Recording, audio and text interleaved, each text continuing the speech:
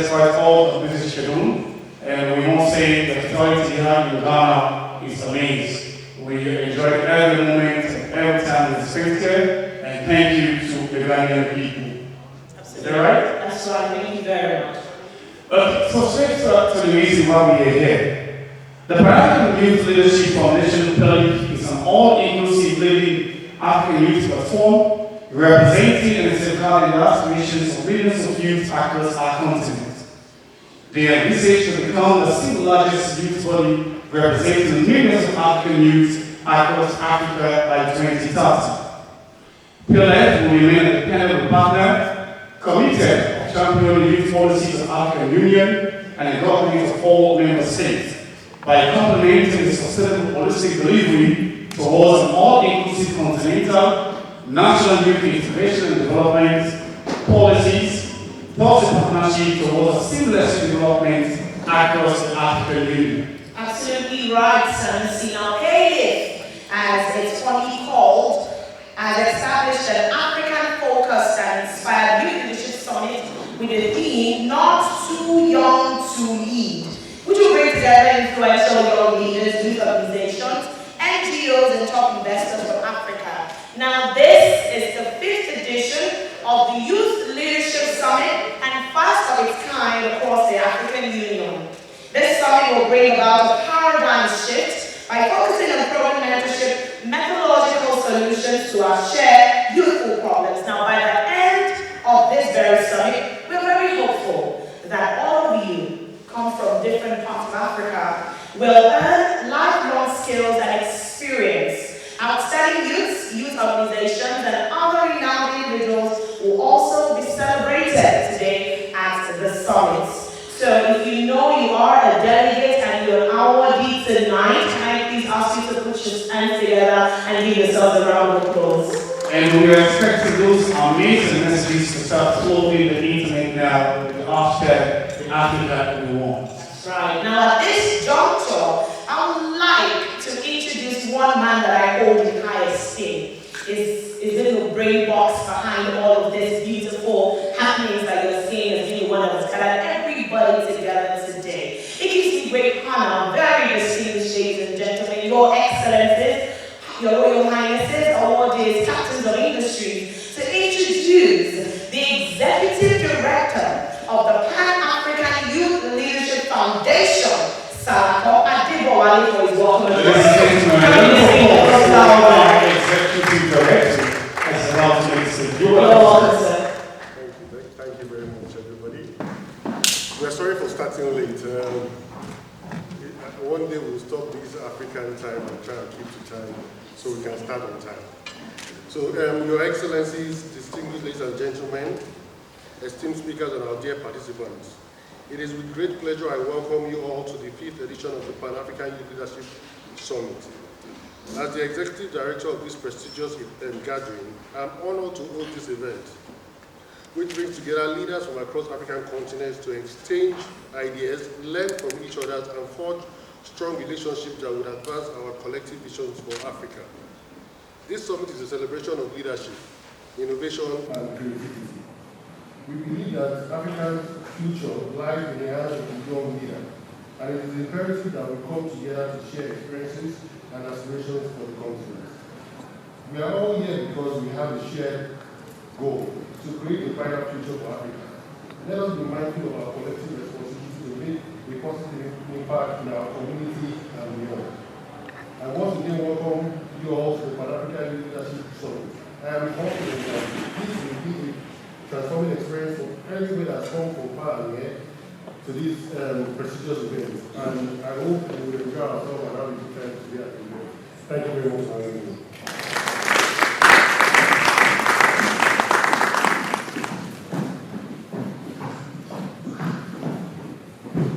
Very distinguished ladies and gentlemen, I please ask you to give him another round of applause. Thank you very much. And that was the welcome address, subsequently delivered by the Executive Director of the Pan-African Youth Leadership Foundation, Mr. Salako Adibowale. Now at this juncture, I would like to recognize our sponsors These are the people that have worked tirelessly to bring this together. I mean, without our sponsors, I can say for a fact that we wouldn't have been able to put this together today. They gave their time, they gave their efforts, they gave their money, which is very important to see that everybody's gathered from different parts of Africa and we're here today. In a particular order, these are likely to be a resounding round of applause so that they can help us next year. Alright? So please celebrate our sponsors. Please join me to celebrate Afro-Arab Group. And of course our headline sponsors, Luminous Hills Investment Limited. Please make the applause louder. Come on. Thank you. Thank you very much. Thank you. Sincerely appreciate. Alright, we're having our very first keynote address for today. And the keynote address is to be delivered by a woman. She's not here physically, but she'll be joining us over Zoom, and she's right there on the screen. So please, I'll ask her to fix her eyes on the screens while she delivers a keynote address for us. And the keynote address is to be brought to you by the Chief Executive Officer of Salfa Energy Nigeria, which is an energy company located in Nigeria, Sandra Chukwudozie. Thank you.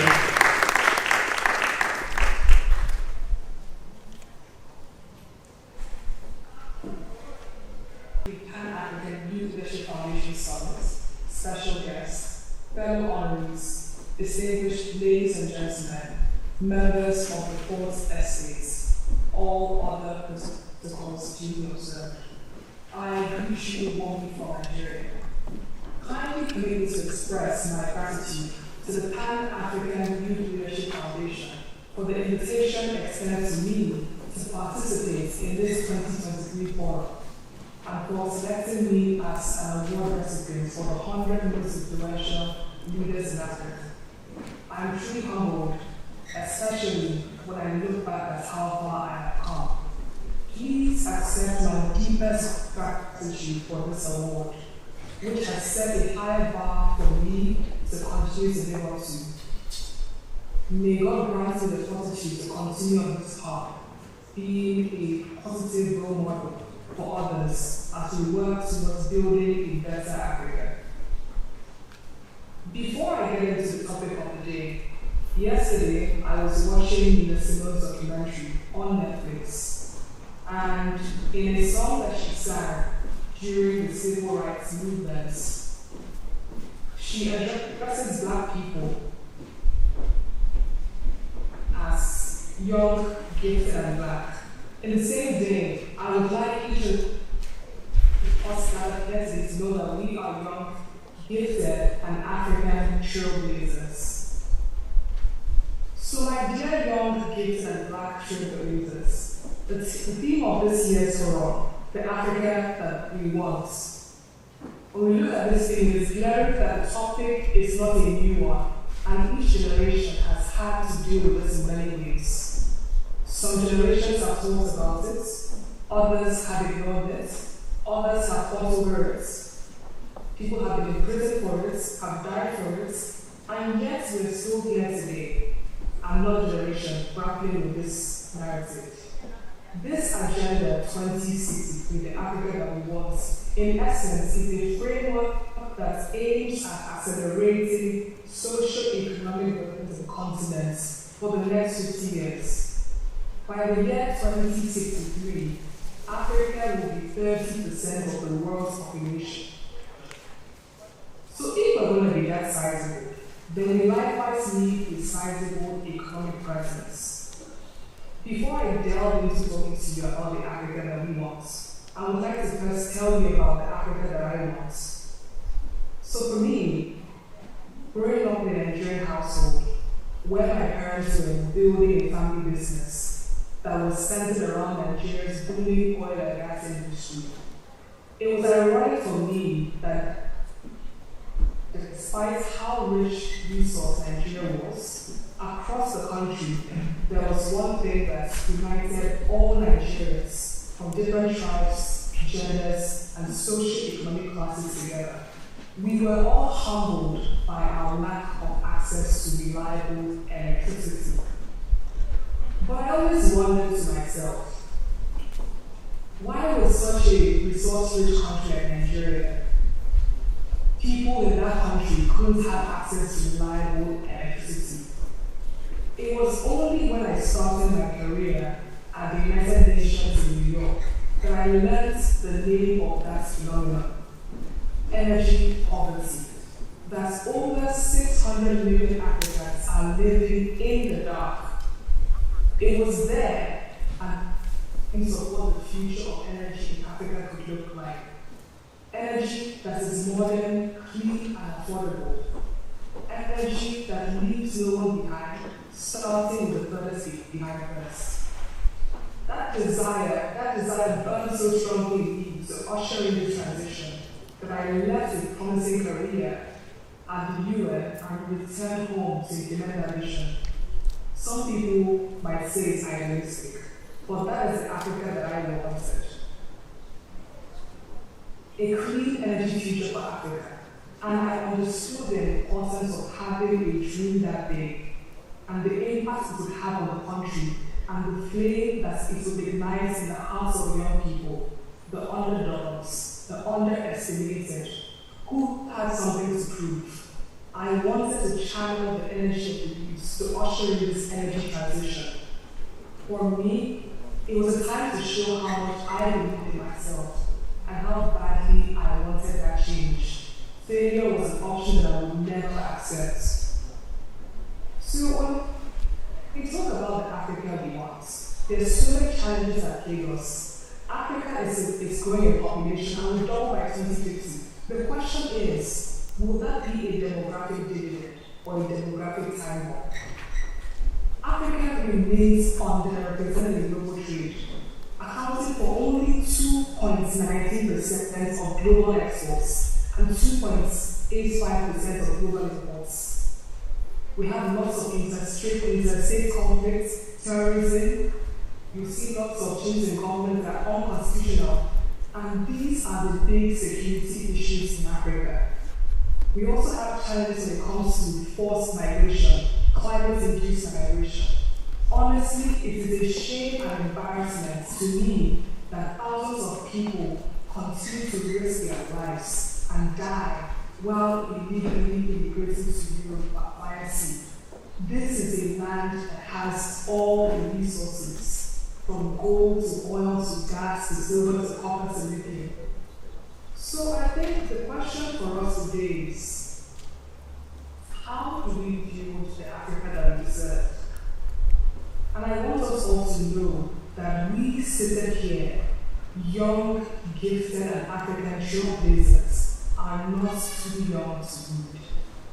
I believe that entrepreneurship, which is sustainable and anchored in gender inclusion, holds the key to achieving this purpose. And I'd like to challenge us to reflect on these critical areas. When we talk about Africa's challenges, which companies are solving the challenges of Africa? When we hear that company X has raised $10 million, $50 million to advance access to energy, e-mobility, mobile lending, who are the leaders of those companies? Are they Africans who live and breathe those challenges? Or are they people with no experience in those African countries, but are able to easily raise funding from abroad? The next area I want us to pay attention to is the crowding out of local entrepreneurs who have unique experiences to provide a more tailored product for Africa, but are unable to raise the financing to scale their business because they are bogged down in the most instances, providing key infrastructure for themselves like power, security, transport. These are infrastructures the government is supposed to provide. But because these companies are providing this for themselves, it renders them incapable of being able to compete regionally and globally. Let me inform you that as it stands, it is cheaper and safer to ship a 40-piece container from China to Ghana than to ship from Nigeria to Ghana. Shocking, right? We're just right next to each other. First, sporadic increase in duty rates across the border. A container moving to Ghana will go through Benin, go through Togo, and we have a lot of sporadic increase in duty rates in those borders. We also have erratic closure of borders. We have goods that are stuck in particular countries over a prolonged period of time without any due reason. All these issues hamper the Pan-African spirit. So that is why in Africa, I challenge the general definition of impact investing. I've always said time and again that impact should be looked at from the lens of investor money pursuing African companies today and not tomorrow. Investors should look for African innovators who are willing to solve African problems with indigenous thinking. All these VCs, all the social venture funds should publish their diversity numbers. The legislators and activists in the public space should study those numbers and trends and put pressure on these funds to create actions that address bias in the funding process. We need to be more intentional about investments which is channeled to Africa. And we can only achieve that when we speak in one voice. African problems should and must be solved by African companies. This is the same stance that you see in other Asian countries like China. China's transition from manufacturing hub to tech hotbed has largely been driven by government policies that protect local businesses from being crowded out by foreign companies. Now, China is home to 150 unicorns. What that means is that unicorns stand for companies who have a net worth of over $1 billion. And those are companies that we know as Alibaba, Baidu, Tencent, which are leading the world in the fields of AI, robotics, computer vision, just to name a few. In addition, I want to speak briefly to our leaders. Now more than ever, the ratification of the African Continental Free Trade Area Agreement should be a priority. The African Continental Free Trade Area Agreements will increase and create the largest free trade area in the world, measured by the number of countries participating.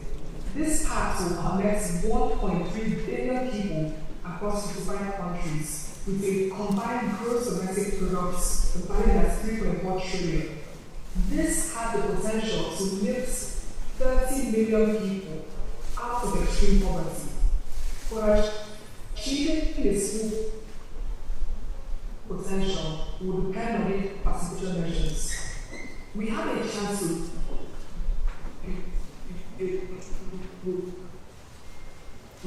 compensate with increased foreign competition and pressure on domestic firms to increase productivity or risk losing market shares. So what African companies should begin to think about is the best way to raise and increase market share. And that will be through investing in technology that will enable them to develop advantages that are offered globally across all countries. My dear trailblazers, the bottom line here is that as Africans, we must amass the political will to see beyond the I, me, and myself mentality and move into the mentality of us. In closing, I am sure that the Africa we deserve is possible in this time and this season.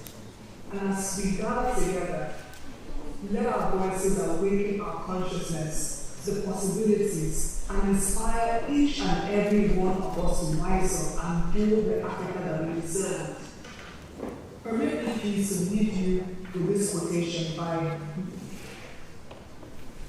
further emphasizing my points.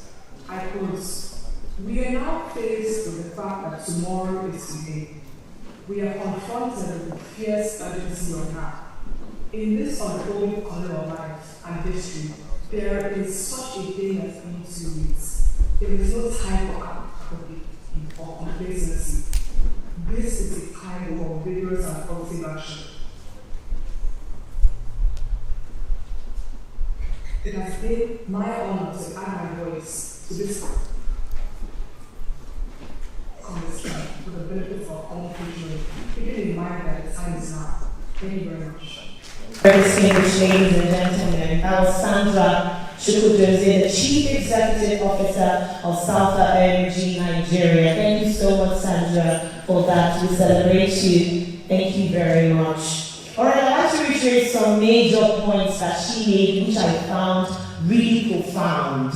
Okay? She said we need to solve African problems using African ideologies and methods. Enough of us trying to source for ideas by the white man. I'm not saying it's bad, but I'm saying that Africa is rich. Africa is powerful. We have such a depth of knowledge.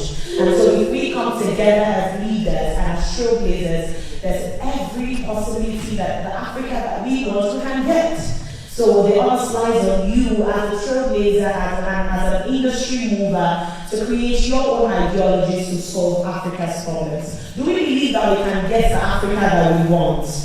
Do you believe that? Yes, we can, and we will get that. Thank you very much once again, Sandra. All right, many people walked in while the keynote address was being delivered. I want to welcome you once again to this summit. We are really excited and glad that you could make it down here today. And you are in Accra, and so I'm saying Accra to you and to yours. So we're going to do something real quickly before we move on. I understand that we have people from different parts of different countries in Africa. So you're going to look to the person sitting beside you and you will greet the person in your language. Don't worry if they don't understand. It's okay. It's alright if they don't understand. So then you just look to the person beside you right now and just say hello in your language. I mean, Yoruba girls come say Ekaso, Ekabo, Ekabo, say we're alright, say we're okay. Yes, that's Yoruba in Nigeria. Even though I know people are like, I don't understand, but it's alright. It's okay. Kushe. Alright. Thank you very much once again. Thank you.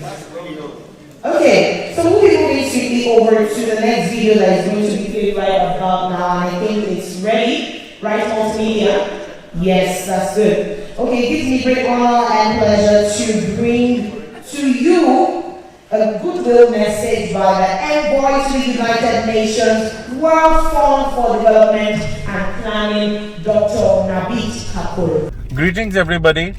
I'm Dr. Nabit Kapoor. I am the World Fund for Development and Planning representative to UN and the head of the Department for Health.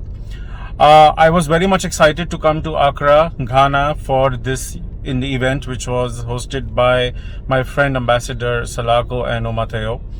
I couldn't be there because it was a very recent clash. I had to travel to Cairo, and now I'm there for this mission, which I was assigned just a week ago. I extend congratulations to each and every one of you who are going to receive their awards today as young entrepreneurs. And being an entrepreneur, trust me, is not easy, and it's not for everybody to be an entrepreneur. You have to take that risk, you have to have that zeal, and you have to have that will to, be an entrepreneur. I congratulate each and every one of you, and I'm looking forward to meeting you all soon in the next event, which is to be hosted by my friends, and all the best to everybody. Thank you very much. Please let's answer for your attention. Dr. Nabit Kapoor, the Envoy to the United Nations World Fund for Development and Planning. Okay, we'll move swiftly over to the first panel session for today. And this week we're going to just be discussing something very interesting, also across government, to entrepreneurship, to business, to management, and all that. So I'm going to bring first up the Chief Executive Officer for Farm Zone Africa, David Apenda. Thank you very much. Please also join me to break up on stage. This man I met yesterday that I sincerely celebrate, and I'm going to have special interest for him. He's such an amazing person doing amazing things in his country. Please join me to break up stage His Excellency, the Commissioner for Anti-Corruption Commission, Sierra Leone, Francis Ben Ekpala. You're welcome, sir. He's also joining to bring up on stage the Chief Executive Officer for Global Pro Invest Limited Cameroon, Lidway Nefo. It's really beautiful. Come on, come celebrate. I'm not just the woman here. Thank you very much. And finally, I would love to bring up on stage for this session the Chief Executive Officer for Ace Royal Estate Homes Limited, Endurance Collectors Agronom. Everybody come celebrate my panelists better. Thank you. Yes. Thank you very much. And I'm honored to be moderating this very final session.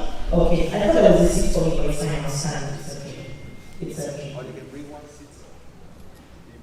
Okay, so that I can sit and have a conversation. Can I just get a seat? Thank you.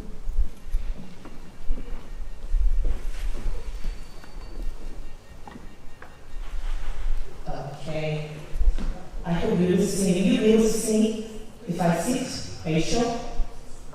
Okay, I think I'll sit at the other side. Okay. All right. Yes. Okay. All right, everybody, welcome to the very first panel session for today. And I'll need another mic. So that, okay, that's one with you. Okay, so I'm going to start with you because you're a lady. You're looking really good today. Thank you. Okay, so let's talk about entrepreneurs and how that entrepreneurs can ensure that their businesses are socially responsible and environmentally sustainable. So it's 2-in-1. How can entrepreneurs sit here and even those watching online as a hybrid event, how can they be socially responsible and environmentally sustainable in their businesses? Good afternoon. I would like to first welcome everybody and introduce myself. My name is Lidway Nefo. I'm originally from Cameroon, but I live in New York, and I'm a former United Nations advisor. I'm also the founder of the Smiling Foundation and an author, publisher author, and I'm doing everything that I can do also as a living, whatever I can do. So I'm also a full-time entrepreneur. So thank you for your question. I would like to say that entrepreneur is a simple task, but it's also a difficult task. Why do I say that? Because before, when you enter that role, you have to do your diligence, search, and work. It's important. It's not just getting into something that you think you know. It's knowing that I'm getting into shoes where I have to fail, stand up, fail again, stand up again, and fail again. So are you willing to first know that? That's the first question you have to ask yourself. Socially, when you get into that, you have to first know that your family or your friend might not be along the same road with you. So when you carry that dress, that role, or that role that you want to carry, that title, know that you have to do this alone, number one. You have to make sure everything around you is working accordingly. Meaning what? You have to search for the proper government, as you have to align with the government to find out what works for you and what's not working for you. Am I answering the question, or what was the second one? Environmentally sustainable. How can business ensure that their entrepreneurs ensure that their business is environmentally sustainable and social? To sustain and a reminder, because I also speak French, so forgive my French. If you have to sustain what you're doing as an entrepreneur, I already spoke about the part where you have to make sure that everything around you is aligning in what you are also doing. So thank you. Please around the world, please. Okay, I'd like to speak to the Commissioner next, sir. Commissioner Ben. Yes, so, you are in governance, and it's been a journey for you, looking at Sierra Leone as a case study. How can African leaders foster innovation and entrepreneurship to drive economic growth and development? We have points for us that you've used in Sierra Leone and it has worked for you. Share a little with us so that we can take back to our home country and we can also employ. Thank you very much. It's nice speaking to all these amazing young people from across the continent, particularly West Africa. As you all know, innovation technology is really what is now driving what we do in terms of business, agriculture, in terms of city governance. It's like the driving force. And young people are very significant in that regard, because the age in which we find ourselves, particularly those younger than us, it's the age where you are capable of being a little bit more adventurous. You have a lot more time to think around what can be done to make the African country better, the African continent better, but more so the country is better. So, leadership in Africa have to harness this. They have to harness the potential of young people so that they can invest in them. It's the investment area behind the ideas that young people may have. Because as we all know, technology, innovation, ICT, all these things are capital intensive.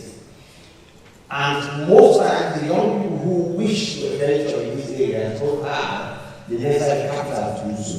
So the government can have deliberate plans to support this and to ensure that these ideas do not remain embryonic, but they are used to solve human problems in the areas that we are finding a lot of deficits, in areas that have a lot of potential: agriculture, food production, healthcare delivery, all kinds of service delivery. We need African leaders to understand that they have to have the right policies, the right framework, the right support systems, and capital-intensive activities that can drive Africa to the next level, relying on young people who are most active in those sectors. Thank you very much. Thank you very much. Now, before you go on, Commissioner, I remember we talking about yesterday, you just mentioned support system, how African leaders need to have the right support system. I mean, we have some countries where these people in leadership want to do so much, you have a lot of ideas, but there's a cabal behind saying that you cannot do this. And I remember having a conversation with you yesterday, and you were letting me know that you have the support of the President of Sierra Leone.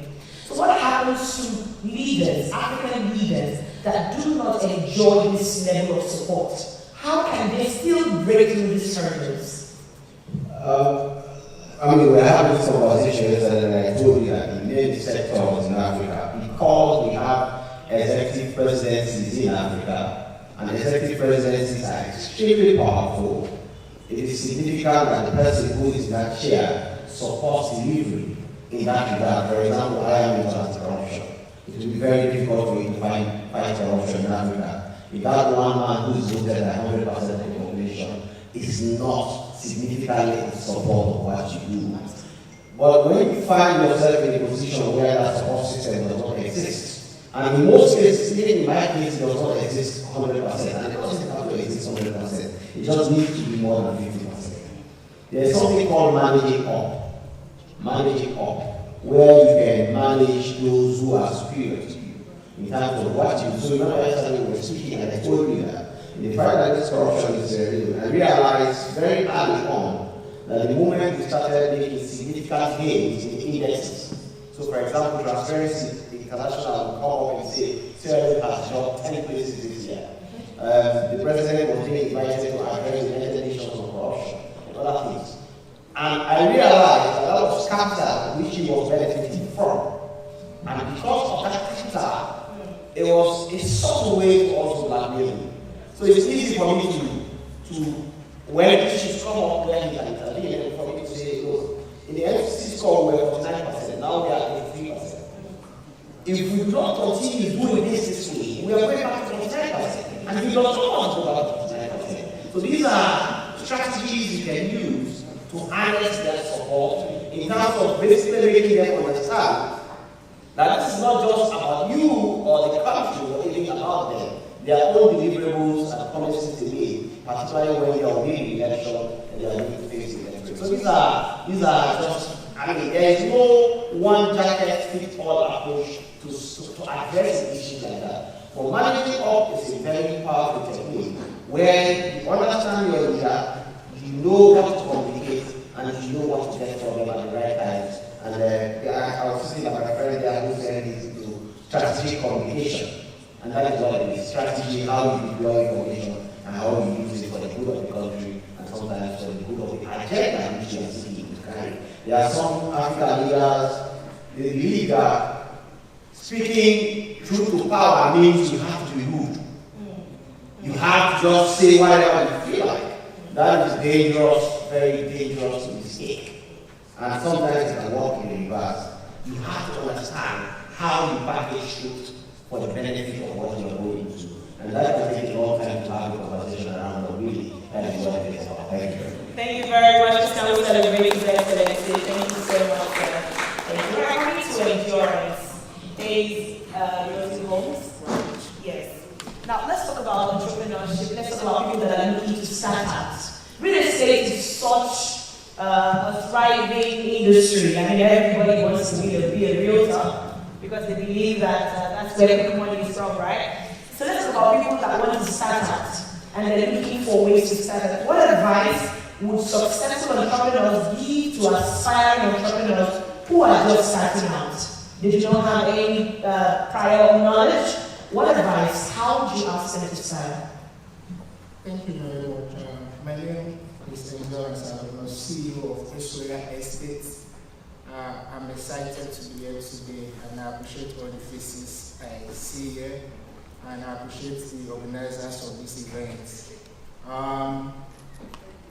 The first thing I'm going to say, advice to entrepreneurs, but the question was, what are successful entrepreneurs are going to give to those? I don't think I would have to say I'm successful yet, because what you call success may not be what I call success. But I'm going to say one thing to you: start, think big, start small.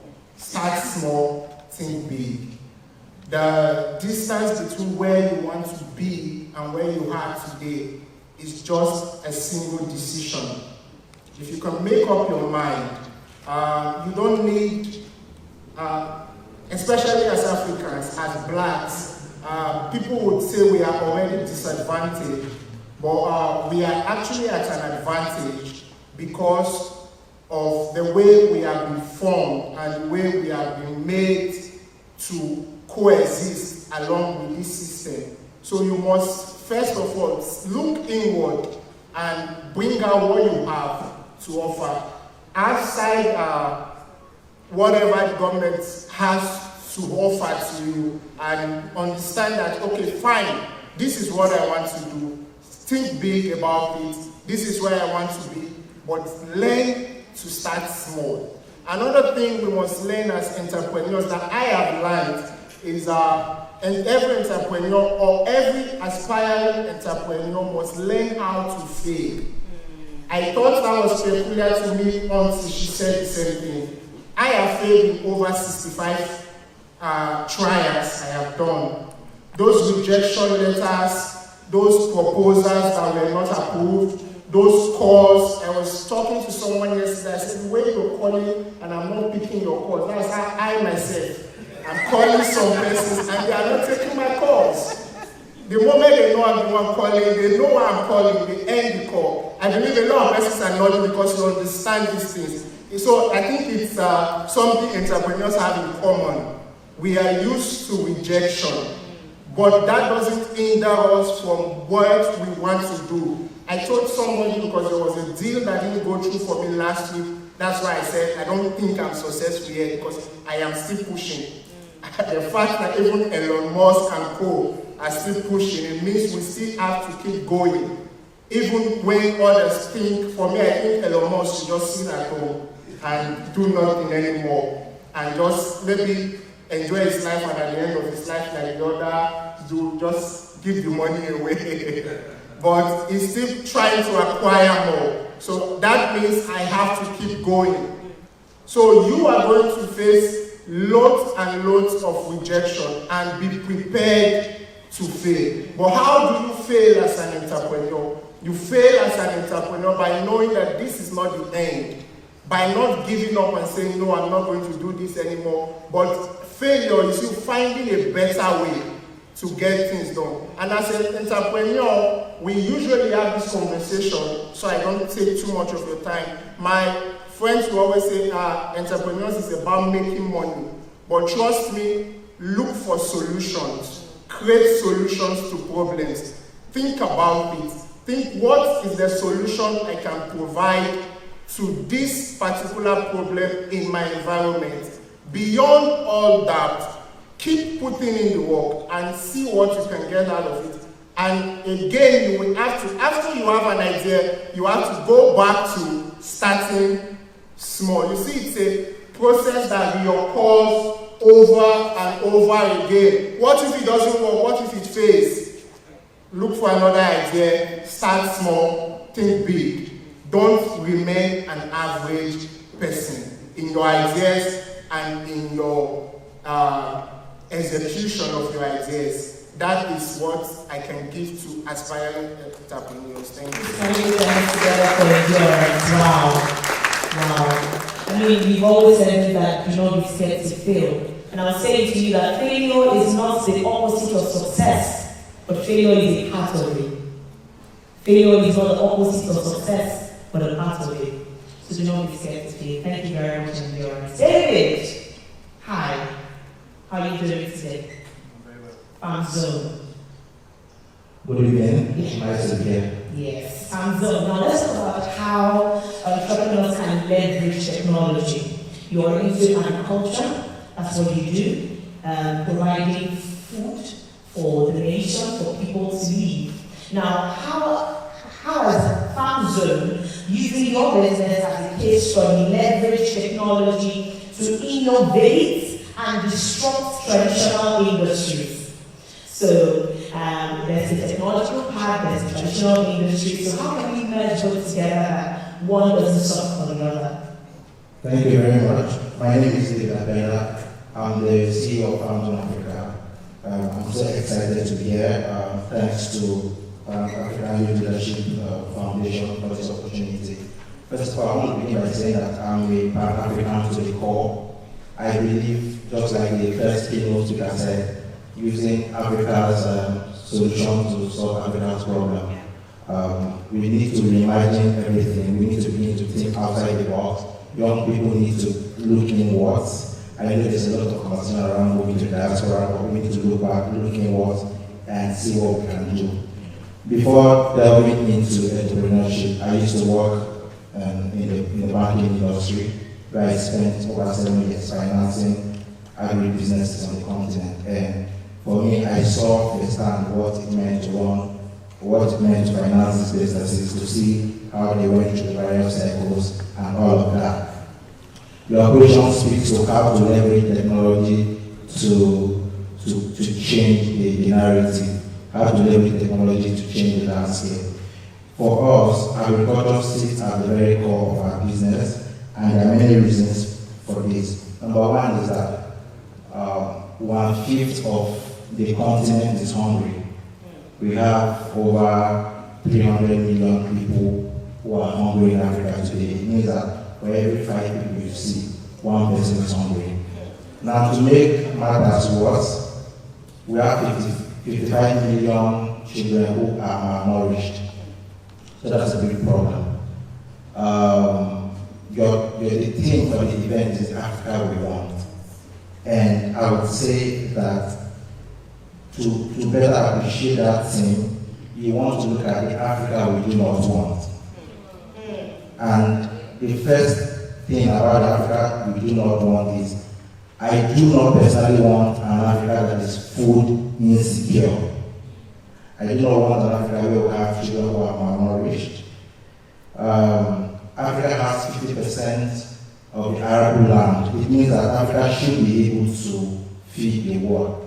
But that is not the case. We have close to 33 million smallholder farmers on the continent.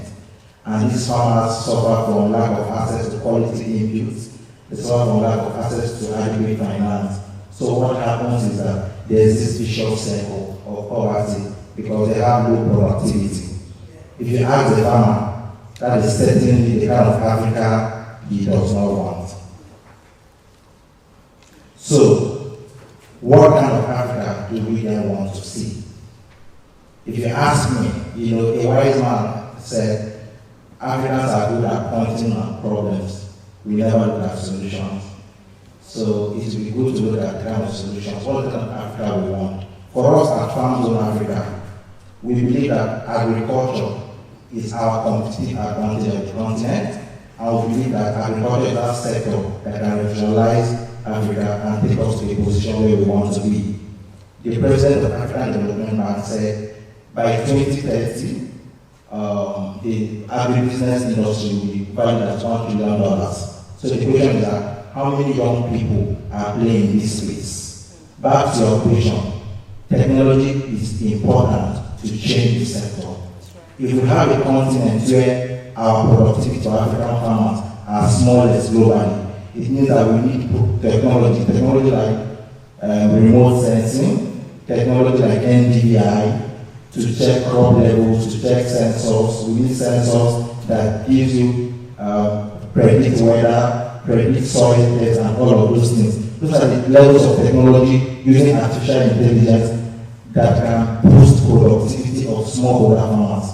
So we can no longer do business as usual. If you want to take us from where we are to where we want to be, we will definitely need technology. At Farm Zone, we are building a platform called Novel Arc.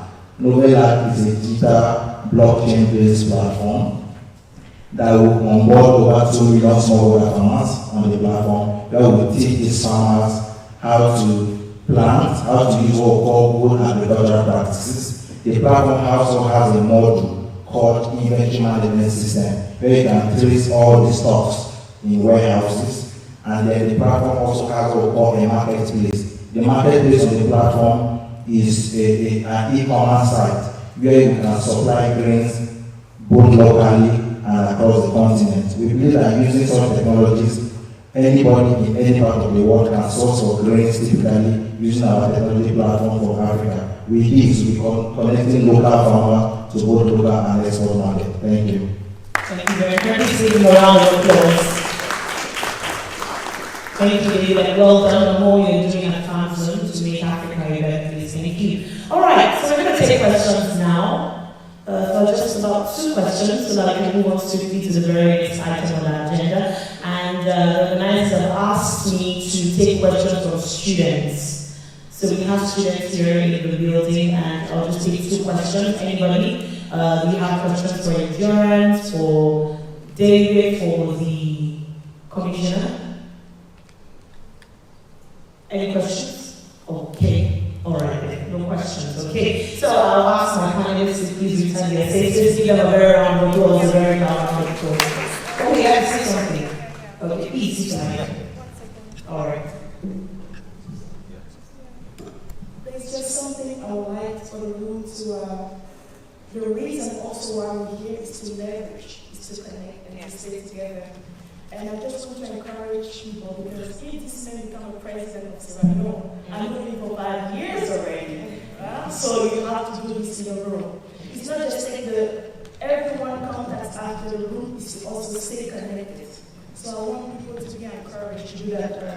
It's very important, because in a room like this, you have someone who's dealing with agriculture, someone who's dealing with, I would say, I don't even know, any industry, finance, anything. And you don't know how you want to get there. And he also said something very important. When you call somebody, not answering because it's not at the level. No one. When you hear somebody's there, you have to work yourself up until you reach there. So it's okay to accept the no and take that as a way of you of working hard to get there. Because eventually you will get there. So we want people in your room to also take advantage of this type of platform to also build up wherever they want to go, and also the agenda where they wish to be very soon. So thank you very much. Thank you very much. But there's going to be time for networking where you get to meet each other. It's very important. Yes, there will be time for that. Thank you, ma'am. Endurance. You want to say something? Actually, I just wanted to throw more light on this, that I want to encourage. I came here to actually network. And as a person, I'm excited to see my brother from Nigeria, from Sierra Leone, and the likes. One thing you must learn as an entrepreneur is to create trans-border partnerships. And this, you must leverage on technology, like he has said, and take hold of platforms like this. Thanks to the organizers. I was listening to him, I was like, wow, this is awesome. This is something that can thrive in Africa, and we'll see what we can achieve with that. But he cannot do it alone, and you cannot do it alone. But with partnerships like this and networking like this, you can meet up with him, and he can build a team that can push this agenda for Africa, so we can see the Africa we want and not see the Africa that we currently have. Thank you very much. Please, very distinguished ladies and gentlemen, please celebrate my panelists. Please make the applause to louder as we go back to your seats. And in that same way, please can we give it up for KEF? Please celebrate KEF.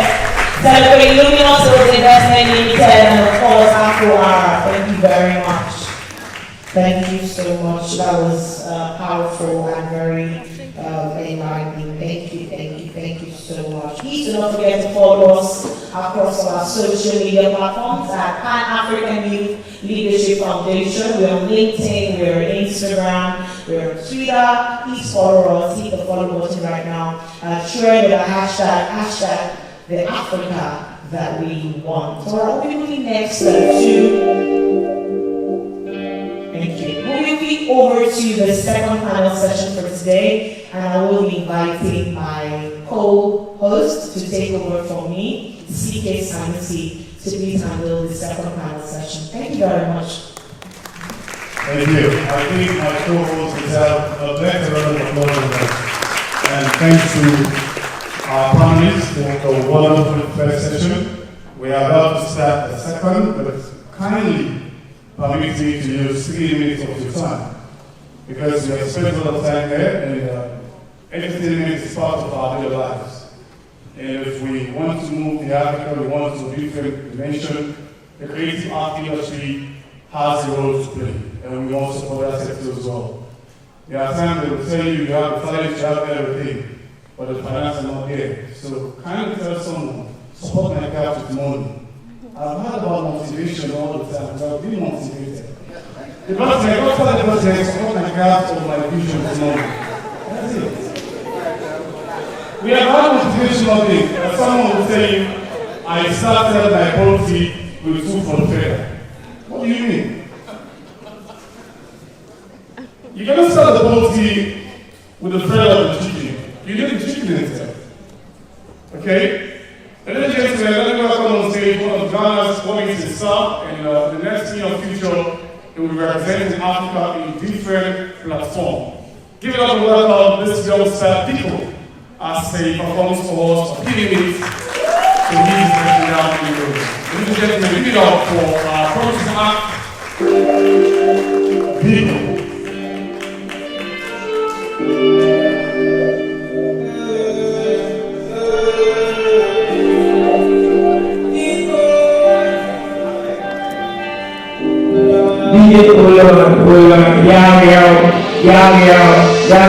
DJ this way, that's it. I go by the name before you know blessings. I deal with big people, blessings, equal blessings. I so will be for the promise, will be for the people.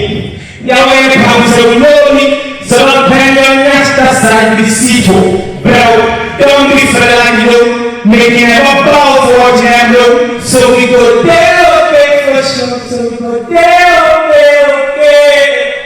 Go, my, you said that again, I'm a parent, I said, you said, you better cry, or say, college, you got to send a party, yeah, you need to go back on friend, it's sending a great, that's all that is point. All the bad things I see, I say, no one can see them. Oh, yeah. So when I breathe, my friend will never take me now. Tico, yeah. Tico, yeah.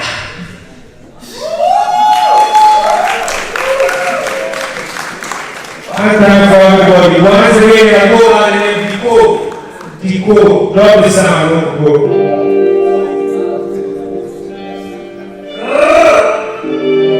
This one open. Blessings.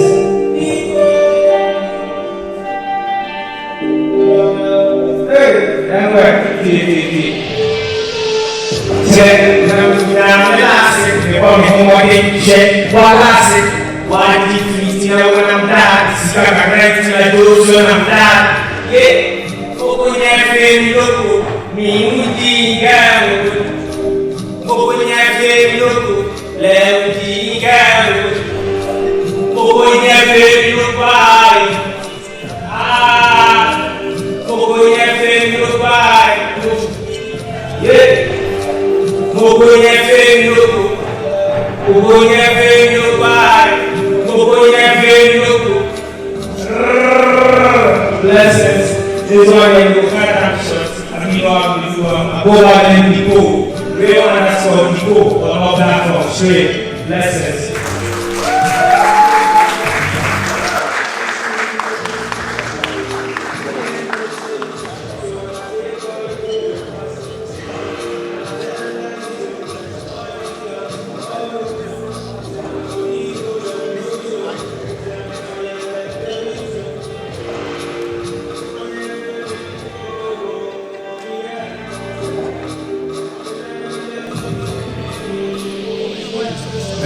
Thank you, ladies and gentlemen. Round of applause for Biko.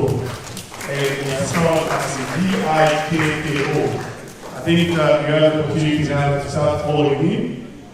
You never can tell what the future holds for this organization stuff. We move on to the second session, and it's time bound, so it will last 15 minutes. And I have the singular honor now to move on with the second session. My first panelist for this second session is Group Chairman for Africa, and they have contributed immensely to the economy and growth of Ghana and some parts of Africa. Ladies and gentlemen, I welcome on stage Alhaji Salam Hamadi. We have the word Salam Wali. You're blessed in Jesus' name. That's the beauty of Africa. We enjoy religious tolerance. A Muslim wife and a Christian husband. And that's on the rivers. Next on my list, I want to invite to stage Chef Elijah Amo Ado from Ghana, our wonderful chef.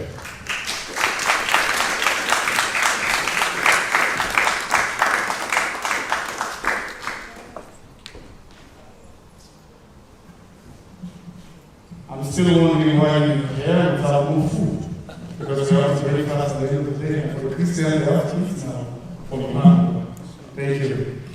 Ladies and gentlemen, I welcome on stage Omo Bolaji Bugaji from Nigeria and founder of Lumina. An amazing man from Nigeria, from the community and all the people over there. And she's an amazing change maker. The final panelist for the session is the Chief Executive Officer for Greenchase Rentals Limited, Dr. Adeyemi Adeniyi.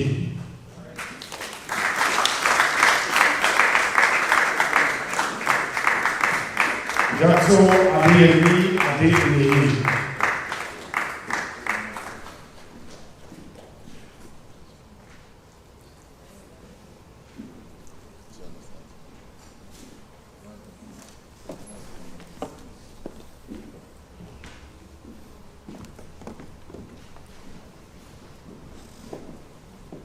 Thank you. You're welcome.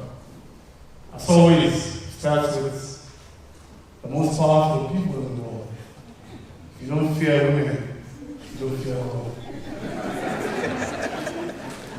They are the most powerful people in the world. I started with you. Secretary, how has it been for you so far in the sector you find yourself? Okay.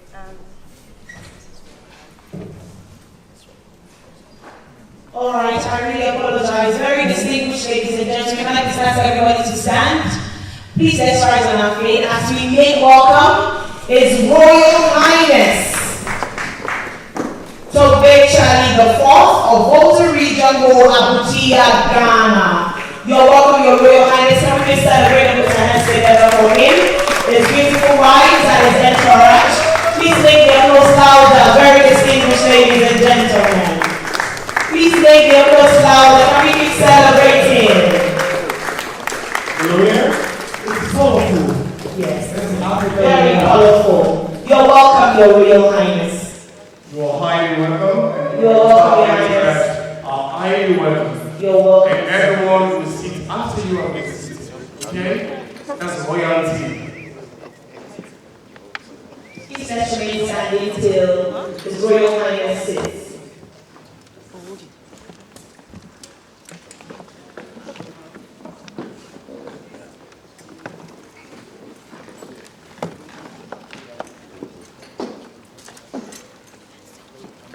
Your Royal Highness, you're welcome, sir. We have the present permission to see. So everyone kindly please.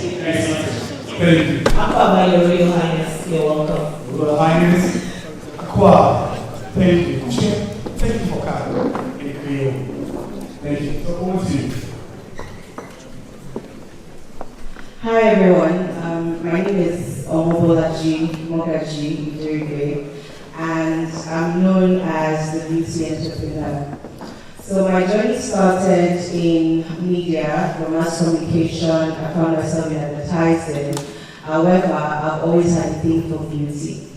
And in the society where we find ourselves, especially Africa, nobody takes you seriously, especially when they say, oh, you want to make money from looking beautiful.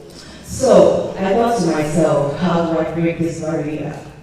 I first started with sensitization, how nobody ever thinks being a makeup artist is a career, and also the ability to be impactful in the global markets. What does that mean? It means that Nigerians at the moment and beauty brand owners contribute immensely in the beauty industry.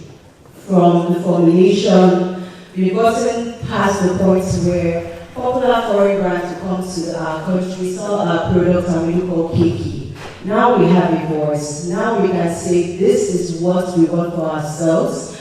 And not only that, we are solving the beauty pain points of African women. Besides that, we also make money out of it. But what does it say in terms of standard of beauty? It means that every woman across the world qualify for a global standard of beauty.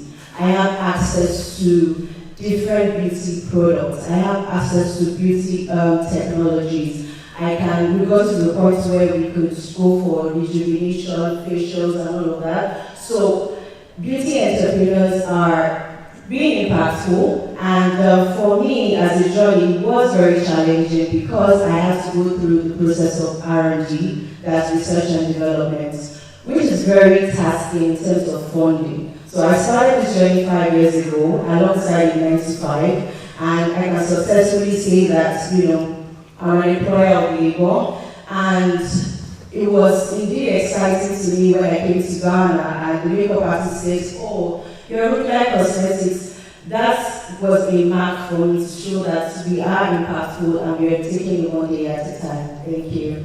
Thank you. I'll bring you over to you, Alaji Salam Ahmed. You are helping greatly in terms of economic growth with your microfinance supporting and other charity things that you do here in Ghana. What inspires you to move in that direction? Over to you. Sure. Alaji. Over to Alaji. Yes. Good evening, thank you very much. My name is Ambassador Alaji Salam Ahmed, Group Chairman of Afro-Arab Group of Companies. I am a youth ambassador for 1 year work, as well as all the Zongo communities in Ghana. Well, my story always inspires people, especially the people from the deprived communities and the inner cities. I founded Afro-Arab Group of Company at the age of 20 years.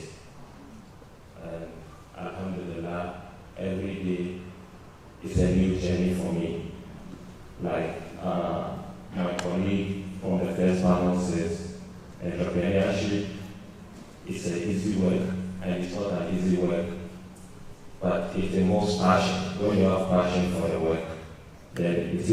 pushing you to go.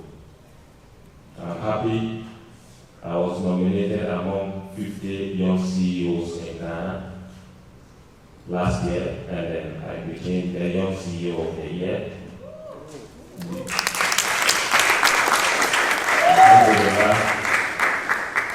This year also, I am nominated among 50 influential young people in Ghana. So I said to myself, I will not just take these positions and then sit down somewhere. I need to go to all the Zongo communities. We have over 400 Zongo communities and make sure that I've made impact. Recently, both the ruling party and then the opposition party, the youth were fighting I should come and contest for them. And I said to them, I am an entrepreneur and a philanthropist, and I want to focus on that. Today, my microfinance company is one of the best microfinance companies in Ghana. I want to use the microfinance to help women and then the youth. When you look at housing today, it's a very big problem in Africa. And in Ghana, governments come in and out. There is no solution for houses, especially low income and social housing. The problem is everybody wants to make money. That is why we are having these problems when it comes to housing. So from Afro-Arab Properties and Construction, one of the subsidiaries of the group, I am working on to solve this housing problem. I look at it as a problem that needs to be solved, not to make money. Because when you solve problem, eventually the money will come. So our model is we are going to build houses, give it to the good people of Ghana. We only make 30% down payment, and then the remaining will be spread from 5 to 10 years without interest. Because when you look at interest rates today, it's about 40% in Ghana here, in cities. So a teacher, a nurse, they can't buy a house. So everybody is targeting building high-end houses to sell. Meanwhile, the low-income earners are demanding for more houses than this middle class. So I want to use the microfinance and then the property company to solve this problem. About a week ago, I built a toilet facility for a community, a house I was born in for 36 years without toilets. I built a toilet for them for free. And I made them know that it's not going to be one-time thing. Any community, we have a lot of houses, they don't have toilet facility in their home. Anyone who is interested to come to the microfinance, we are going to build a facility for them to be paying small, without interest, on a monthly basis. And again, today electricity is very expensive. So we are partnering with a young Ghanaian who is also doing solar, so that we can provide solar panels. With that comes with televisions and fan for them to be paying small, to be able to solve problems. When you look at our business, it's more or less like a social business. We bring businesses that solve problems so that the money will come later. I want to give an example. The richest man in Africa, Aliko Dangote, is solving problems. That is why he's a billionaire. He did not become billionaire because he's looking for money. In about 2024 to come, Nigeria will not import any oil again because at the end of the day, we have been able to solve that problem. So today, I want us to look at solving problems. If we are really looking to make money to enrich ourselves, if each and one of us solve problems, we can be able to do that. And then I want to throw this question for this team. That is the Africa we want. We already have the Africa we want, but it's up to us. When you look at the resources and everything that we have, that's one alone is alhamdulillah. We don't need to look elsewhere, but we need to be focusing on solving problems, and we will get there. Thank you very much. Thank you very much. Second two, I was like being so far for you to establish this wonderful initiative, and a lot of people have benefited from it, and you need to do more. as you plan along the way. Tell your audience. All right, thank you very much, sir. Thank you. I'm standing on the existing protocol, and I want to welcome the Royal Majesty once again. My name is Adeyemi Adeyemi Doctor. I'm popularly called the #1 Bishop of the United States in Africa, and this is a journey of about 15 years that I started. I discovered that each time it rains, I see tears coming out of my eyes. But I didn't know what was going on. And that was where I found my passion, that there are lots of people out there that are homeless, that do not have a place just to sleep. And that was what gave birth to the dream. And I remembered having gone to learn as an apprentice real estate for 5 years and 3 months. To go and say yes sir to someone just to learn. Not about money, but I just wanted to solve a problem. And while I was doing that, I saw an opportunity. My boss saw the reality in me, and he sent me to represent him somewhere at the National Home Builders Show in Orlando, Florida in 2010. And while I was there, I made a speech talking about how to go first solution to the African housing problem. And I saw that a number of so-called leaders who had to shut me down, that am I out to make money or I want to solve the problem? So I remember vividly 2 great men who stood up and called me out and told me, if I get deterred by what I have, I will not go far. That keep your eyes on it and God will help you. So I held on to that and I continued. And before you knew it, between the year we started and now, by His grace, we've given keys to over 1,000 people. By the grace of God. Now, I can tell you, just like one of my role models, the former CDN governor of Nigeria, he told me, he said, Adeyemi, all I need from you is to sweep your own corner clean. He said, we are like tea bags. When you throw the latency into hot water, it loses its sweetness, its sour, its potency. That means in that cup, the cup changes. He said, in the same way, if you will influence and affect or impact the people around you, and everybody can do just little in their own corner, Nigeria, Africa as a whole will be a better place. So I hold on to many of those things, and I follow people that are going in my direction to ensure that I am not losing it, because there are lots of distractions, I can tell you. And one thing that I found was that every of the great people who have emerged to be great today, they were found while they were busy. They were found while doing something very impactful. You know, when I, as a Christian, my faith, I saw where David, where God found him.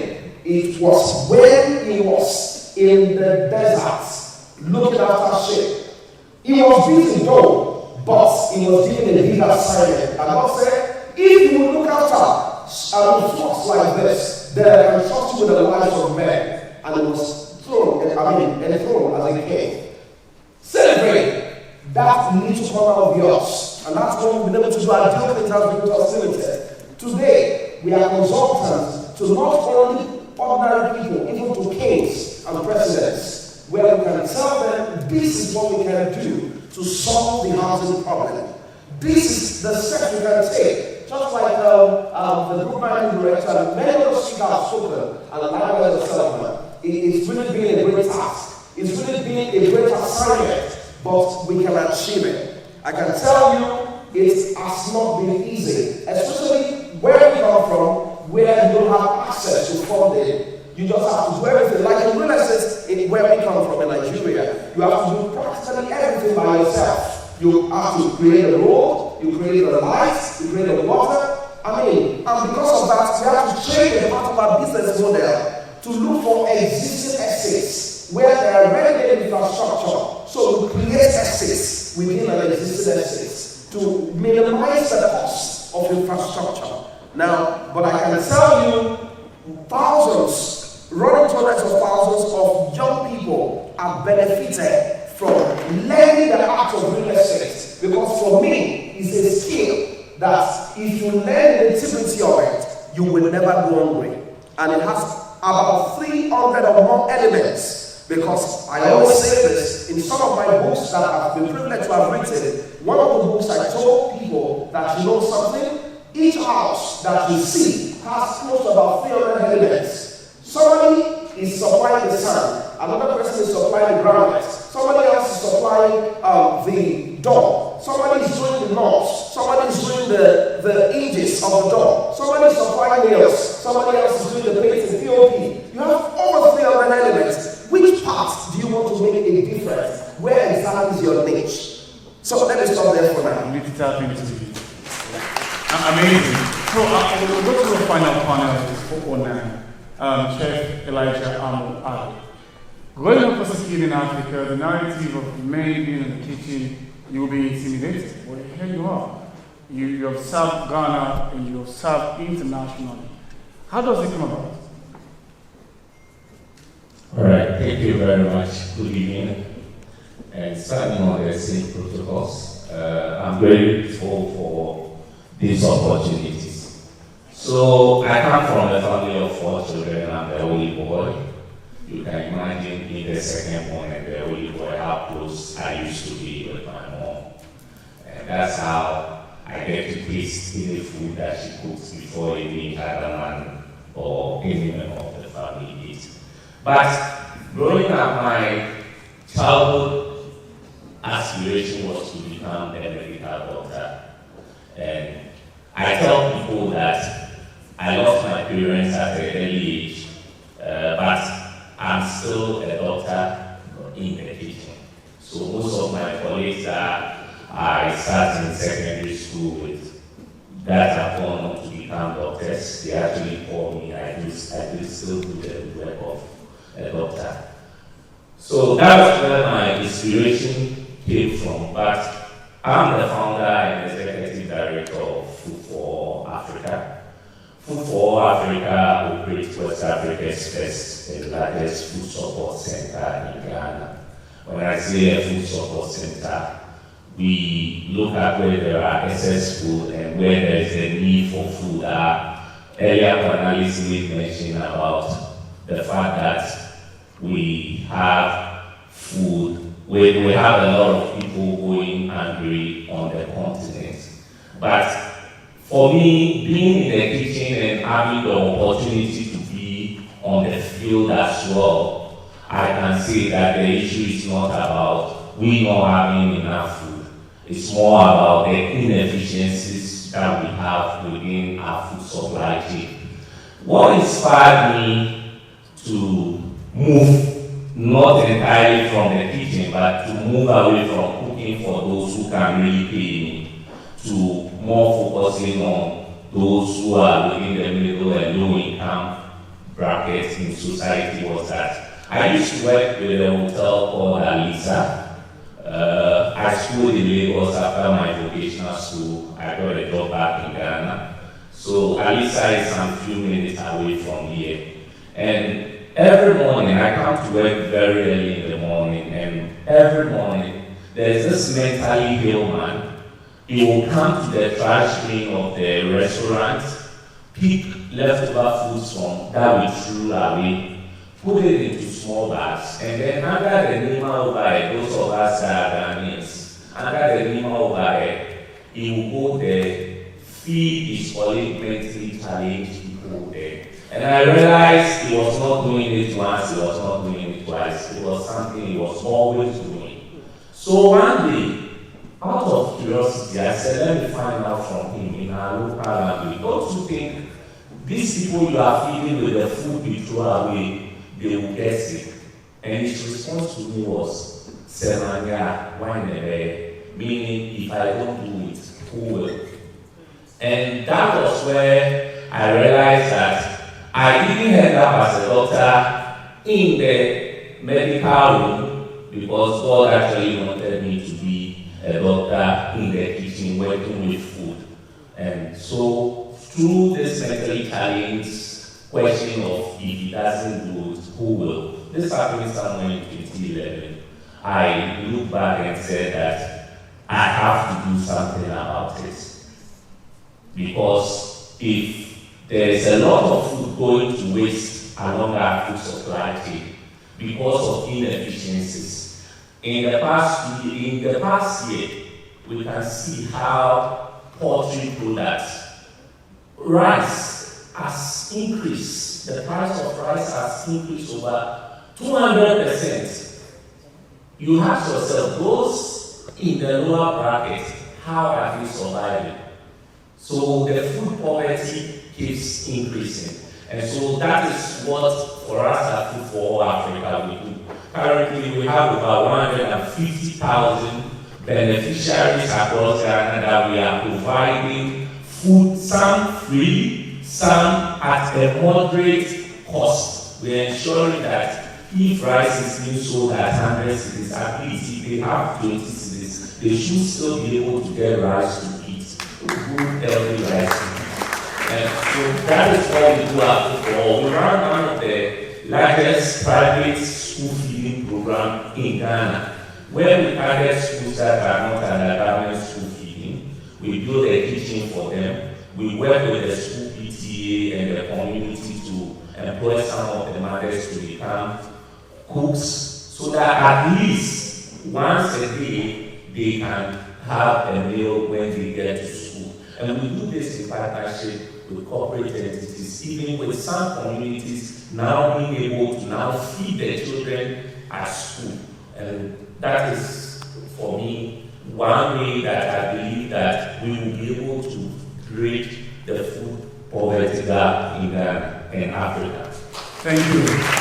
I will reach this section last enough time, but time is not our friend. So on this note, we'll take two questions, one from the students and the other one from someone else.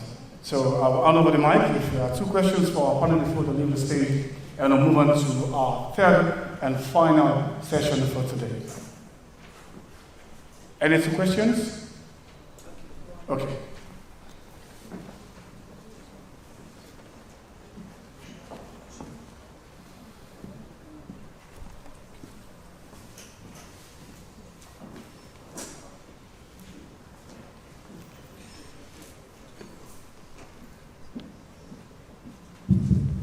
Right. Thank you very much for the discussion. I had a question for the first panelist, but I wasn't a student, so I didn't ask that question. I want to speak to those who started their stuff or their business here in Ghana. Yeah, I was a student once in the University of Ghana. I also started a club. We were focused on data science and artificial intelligence. But now I've registered it as a non-profit because I was scared of the taxes. If I'd registered it as a partnership or a limited liability company, I know that other companies just can't cover that. So currently I'm registered it as a non-profit. I want to know, yeah, you had great ideas and you started. How did you start? How did you apply capital to start? I want to convince me. Thank you. Start is very good. We'll go for the second question, please. Over to you. Can you handle the mic?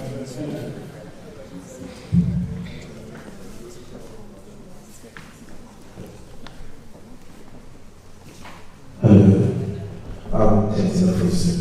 So my question goes to you. Yes, just a quick story. I also witnessed. I went to a village in Eastern region called Kwachikong. And I'm a business developer and also a student. So I was called to develop a business for someone. And when I went there, this young man has been able to take challenged children, 100 of them, and he's teaching them on the trees, taking them to school, giving them feeding and accommodation, and has been able to stop all the job he's doing to build a facility for them. And the mothers of these children are not even taking care of the children. He's housing them all by himself. And when I told him the amount I wanted to charge for the website and everything I was going to do. You know, when I saw the man and the kind of profile, I was going to charge every money because we were not joking here. But when I got there and I saw the kind of things the man is doing, to be able to take 100 challenged children all by himself, feeding them for almost 3 months every time, and fighting government over educational policies. You know how it is. I was wondering, how am I even going to charge this person in the first place? So I decided if I could partner or try and lift this company up in a certain way. This is a question I have for you now. As students, sometimes my people bring so many ideas, and you know that this idea is very good. I have one young man in here, this one in particular, who has built an app to bring which is a marketplace. You know, people go to the marketplace all the way, and people can't travel to the marketplace all the time. So he wants to put the marketplace on an app, and he did that all by himself. You want to help young people like this. You are a transformational leader, but you don't have the capacity to do that. Most of the times, you really have the passion to do that. You lack funding. Everybody who comes and sits up here tell you they did it with 20 CDs, 50 CDs, those kind of stories. The thing is, we also know the truth, but the problem is, we also want to help and sell some of these stories. So for some of us who don't have that kind of money that you are into, where do you think we should start? Because I want to be a transformational leader. I have an NGO called Legendary Africa Network, where I bring student leaders, I train students to become leaders and entrepreneurs. But I don't have funding to push someone like this guy's idea. So where do you think I can start to really enhance these people or these stories that I have? Thank you. Thank you very much. I'm going to be very realistic and tell you the truth. So at the time I met this mentally challenged man, I was earning a salary of about 1,800. That's my take-home pay at Alisa's then. And when I thought of what do I do, I started talking to my boss. My boss then was the first person I spoke to, and he advised that, okay, if you want to connect food to these people, instead of we throwing it away, let's do it this way. So we called them. We didn't have the tracks, the cards by then, so we just will call them. If it's an orphanage, we'll call them to come. But what was very critical and important is passion.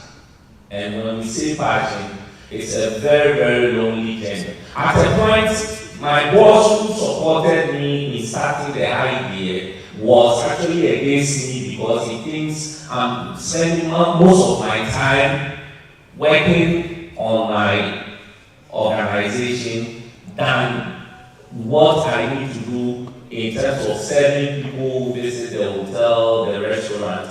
So at the point I have to let go of the job. You have to tell me to decide whether I want to still go on feeding, because at the point I have to not just look at Alisa, look at now the food supply chain, our suppliers, our importers. But then it was more of a point of passion, an NGO, oh, it's an NGO. And so you approach businesses, you tell them that, look, I have this solution for a problem of food waste that you have. And they will tell you point blank that there's nothing in it for me. So it's about knowledge. I was fortunate then we were now starting the social enterprise Ghana, Reach for Change, those of you that know. I was at every workshop, every developmental program that will ensure that I get a knowledge in line that will help me to support what I was doing. I was always there. Unless I come here of a competition, Tigo Reach for Change. It's a tech-based developing mobile app for venture. I was dealing with food, but for 3 consecutive times, I went to that competition. I never won. It was the 3rd time I got the 3rd prize, and I got some seed capital. For me, it was about what are the innovative ways, at what extent can I be able to reach out? And then what became the breakthrough for me is, I remember 2015 on World Food Day, we say this time around, we won't go begging for sponsorship. We want to break Guinness World Record for the longest table on World Food Day. We couldn't break the record. We were in so much debt. But that day, that was the only day we had the media and people now listening to what we were talking about. And that created an opportunity 2 years later for me to receive an award from the Queen of England. When I had the opportunity to receive the award from the Queen of England, I was in my shirt jacket, and it came with an opportunity to do a cooking and develop recipes. That became the breakthrough for my organization. By the time I got back to Ghana, now everybody wants to wear the that shirt, who met the Queen.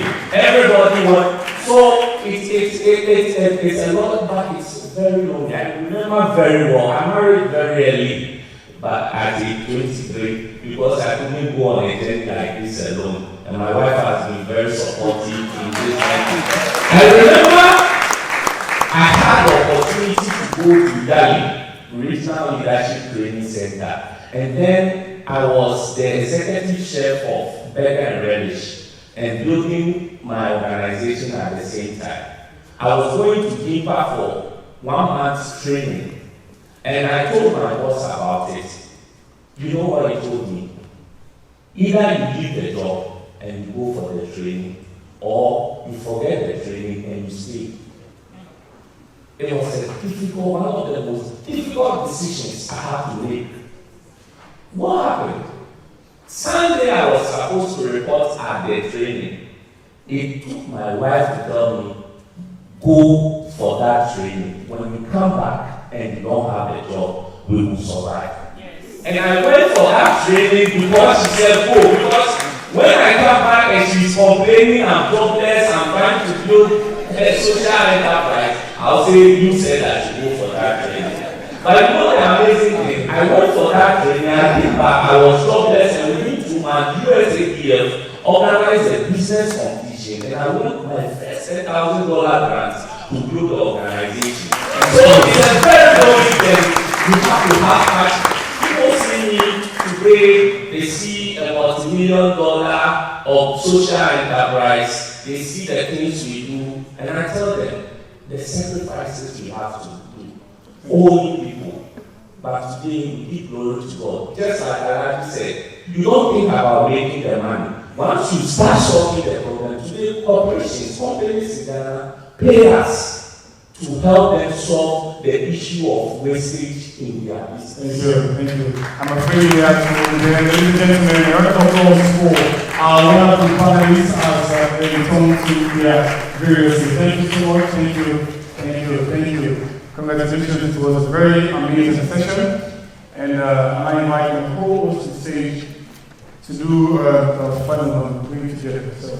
Absolutely. Trust we've been having an amazing time with our sessions, right? You don't sound like you're sure. We've been having an amazing time. Yes, we've been learning a lot here. Thank you so much to all of our panelists so far. And right about now, we'll be having the very last panel session for today before we move swiftly over into the awards proper, where we get to celebrate Africa's finest. Your Excellencies, your Royal Highnesses, Captains of Industries, awardees, invited guests, and very distinguished ladies and gentlemen. For the next panel session, to be moderated by my co-host and myself, please join me with a round of applause to bring up on stage Anita Akua Akufo, who is a media personality here in Ghana. Please join me to also bring up on stage Ambassador Dr. Oluwaseun Durojaye, who is the CEO of Democratic Wellness Empire Nigeria. Can you also please join me to bring up on stage Dr. Hassan Ismail, the CEO of iStone Development. Join me to also bring up on stage Kobe Che, founder of Kobe Che News Ghana. Please the most louder. And finally join me to bring up on stage Jide Awoboro, who is an actor from Nigeria, a celebrity, a Highness, you're welcome. Over there, Jide. Thank you very much. Thank you. Thank you. It's such an honor to have every single one of you. Thank you. Yes, are you sure? I should sit. Okay, you're such a gentleman. No, not how woman loves you. Pray for your husband to learn. All right. Thank you. Thank you again. Okay. So let's start with if you're in Nigeria, you know leader Ikeji very well. Well, Komiche is the leader Ikeji of Ghana. So Komiche is the Ghanaian leader Ikeji. Thank you very much for me. Now, over to you talking about what you're doing with blogging, entrepreneurship, and all of that. Let me ask you how you're a leader in the entertainment field. You're an African leader. How can African leaders promote good governance, transparency, and accountability? Now let me bring it home and make it more personal. How has Komiche Blog promoted accountability, promoted transparency, and good governance? What steps have you taken? Let us know. Wow, that's a big question. Wow. You actually came from me, but I'm super humble to be here. Your Excellencies, and humble to be here. God bless everyone who has made time to come here. So my name is Komiche, like you said, I'm a blogger. And back to the question, accountability, governance, transparency. I see. Okay, so I've been blogging for a few years now, and so when I started blogging, I keep saying that I knew that the space for blogging in Ghana, and I told myself that I need to make a difference with my blogging. I need to stand for something. I need to be accountable with myself and to the people that I'm dealing with, especially my followers, and also to be transparent to myself and my followers. Now, one of the key things that I have to pay attention to is the mindset of the people who are following me. Now, we have a lot of traditional media in Ghana. First of all, we have social media. People spend a lot of their time on social media, Facebook, on Instagram, TikTok, and all the other platforms. And they're following Komiche, and I ask myself, why are these people following me? Number one, for information, for education, and for entertainment. Social media is just like a community where people. So, for example, we have the king here, and he is the head of a community or a society. And so we are looking after him. Whichever decision that he takes goes a long way to affect the people. Now, people are following on social media. Everything that I post on my page goes a long way to affect every individual. So I need to be extra careful with the information I put out. Now, because I realize that we're also in the world of audiovisuals. Everything that we see, we hear, we watch, have a tendency of making us or destroying us.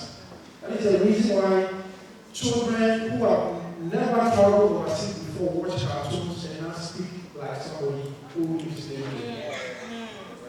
True or false? I have a 2-year-old daughter who she doesn't even have a passport. But if she's speaking with you right now, you might think that she's leaving the States or UK because of her visuals. We have children who can sing songs on the hear on TV. They dance, they ask themselves, why are they able to do some of this? It is because of the visuals. So I've been able to be self-disciplined and to add a lot of ethics to my work in making sure that I become part of governance and decision making in whichever way that I belong. I don't need to recognize nationally before I can stay responsible. So the mindset, like I mentioned, is very powerful. And one of the things that I've been able to use my platform to do is that when I was growing up, I mean, we used to watch GTV, TV, television, TV, moving out to rural communities to share the untold stories of what people are going through. And in an actual sense, that is one of the powerful roles of the media. Be there for the voices. So when I started blogging, I told myself that, look, even though I live in Accra, there are a lot of people who are going through challenges to tell the world. People here, big shout out to Yemi Alani, actually Yemi Baba, my senior, my Yemi Baba, always encouraging me. Because what I do with my platform is that just a few months ago, I identified a lot of rural communities in Ghana.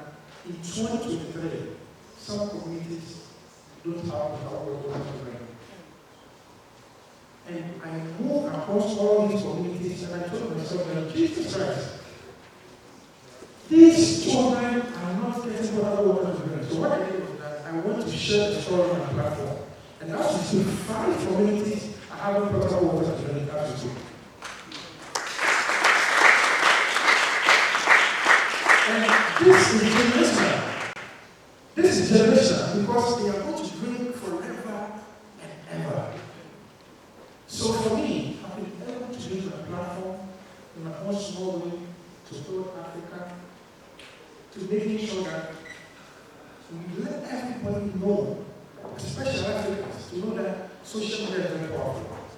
I always have problems, maybe this will be my last one problem. I have problems with our African leaders. We are not seeing the essence of social media. Africans, we have our own values and our cultures.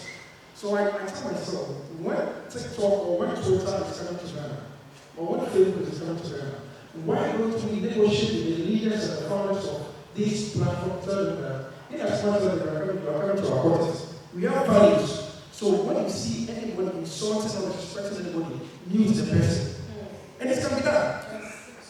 But it blows my mind why leaders are not seeing this generational gap. They are not thinking to know that this is our values.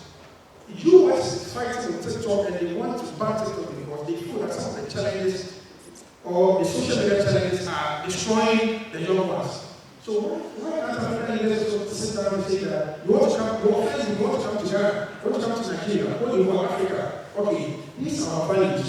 Make sure that when you see people who are doing mathematics, science, creative arts, let's verify these people, let's empower them with new social things. Thank you. Please allow yourself to All right, Ambassador, Damos Wellness, over to you, sir. You are successful in your own line, in your own field, so to say. What are the qualities of a successful entrepreneur? And for people that are just coming up, that are just starting out as entrepreneurs, how can they develop these qualities? So it's just 2 in 1 question. The first question is, for you as a successful entrepreneur, what are the qualities? What stands you out? And then for people just starting out as entrepreneurs, how can they develop these qualities? Please help me pass the mic to me. Okay.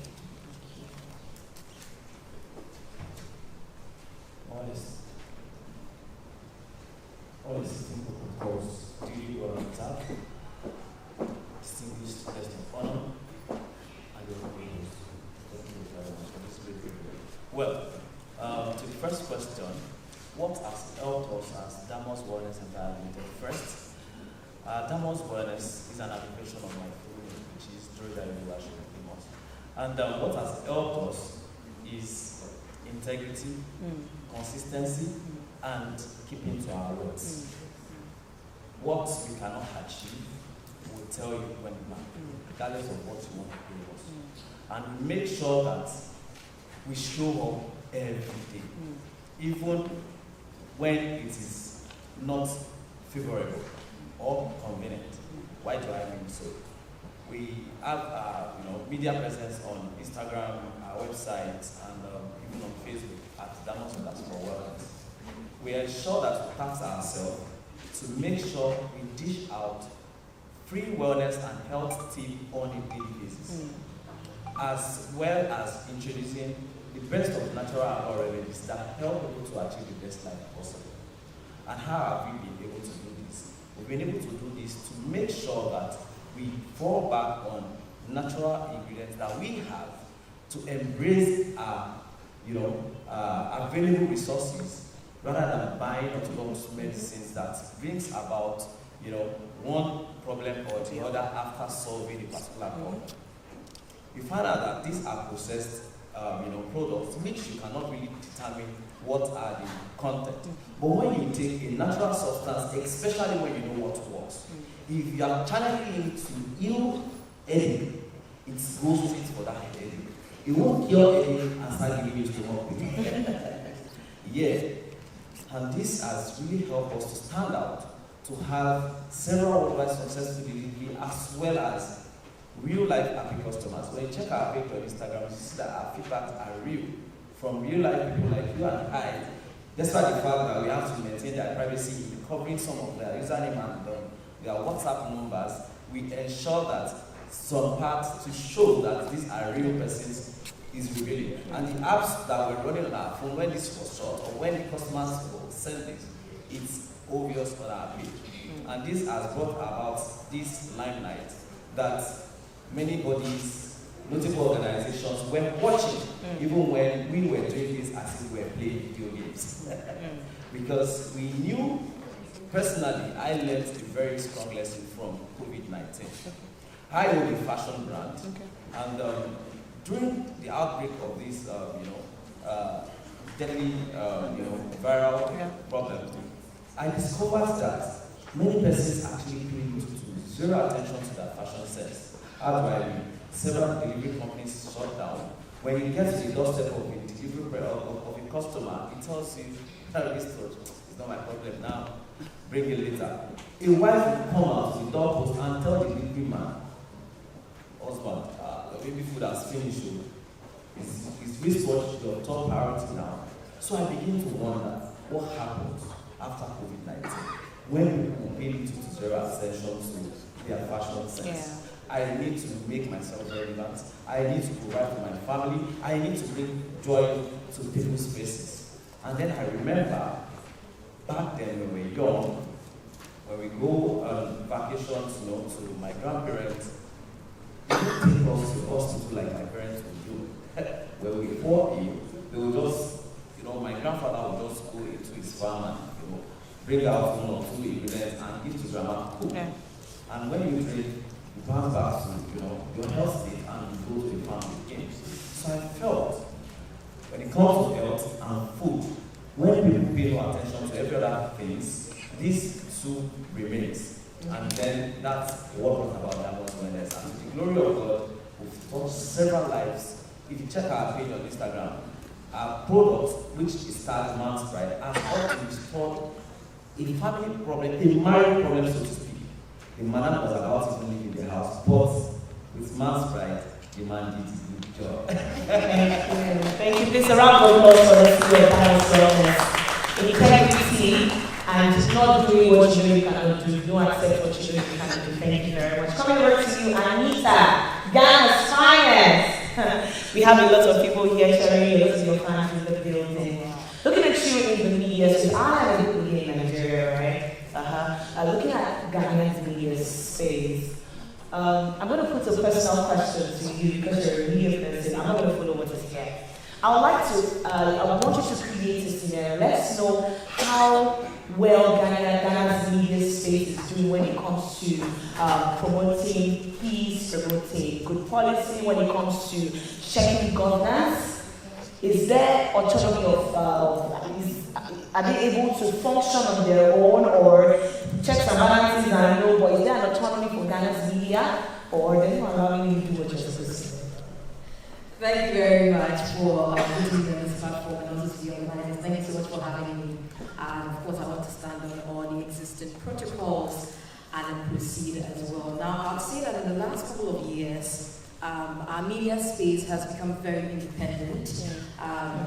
We've gotten to the point where individuals, or be it TV stations, media personalities, we've been able to find our voice to the extent that we can either be on television to talk about what is happening in the country, we can be on social media, and most importantly, I want to focus on social media because in the last 3 years, we've seen a situation where from bloggers like Kotiche, Yemi Baba, the other bloggers in the country, and even individuals can talk about things that are not going on well in the country, and we've seen change.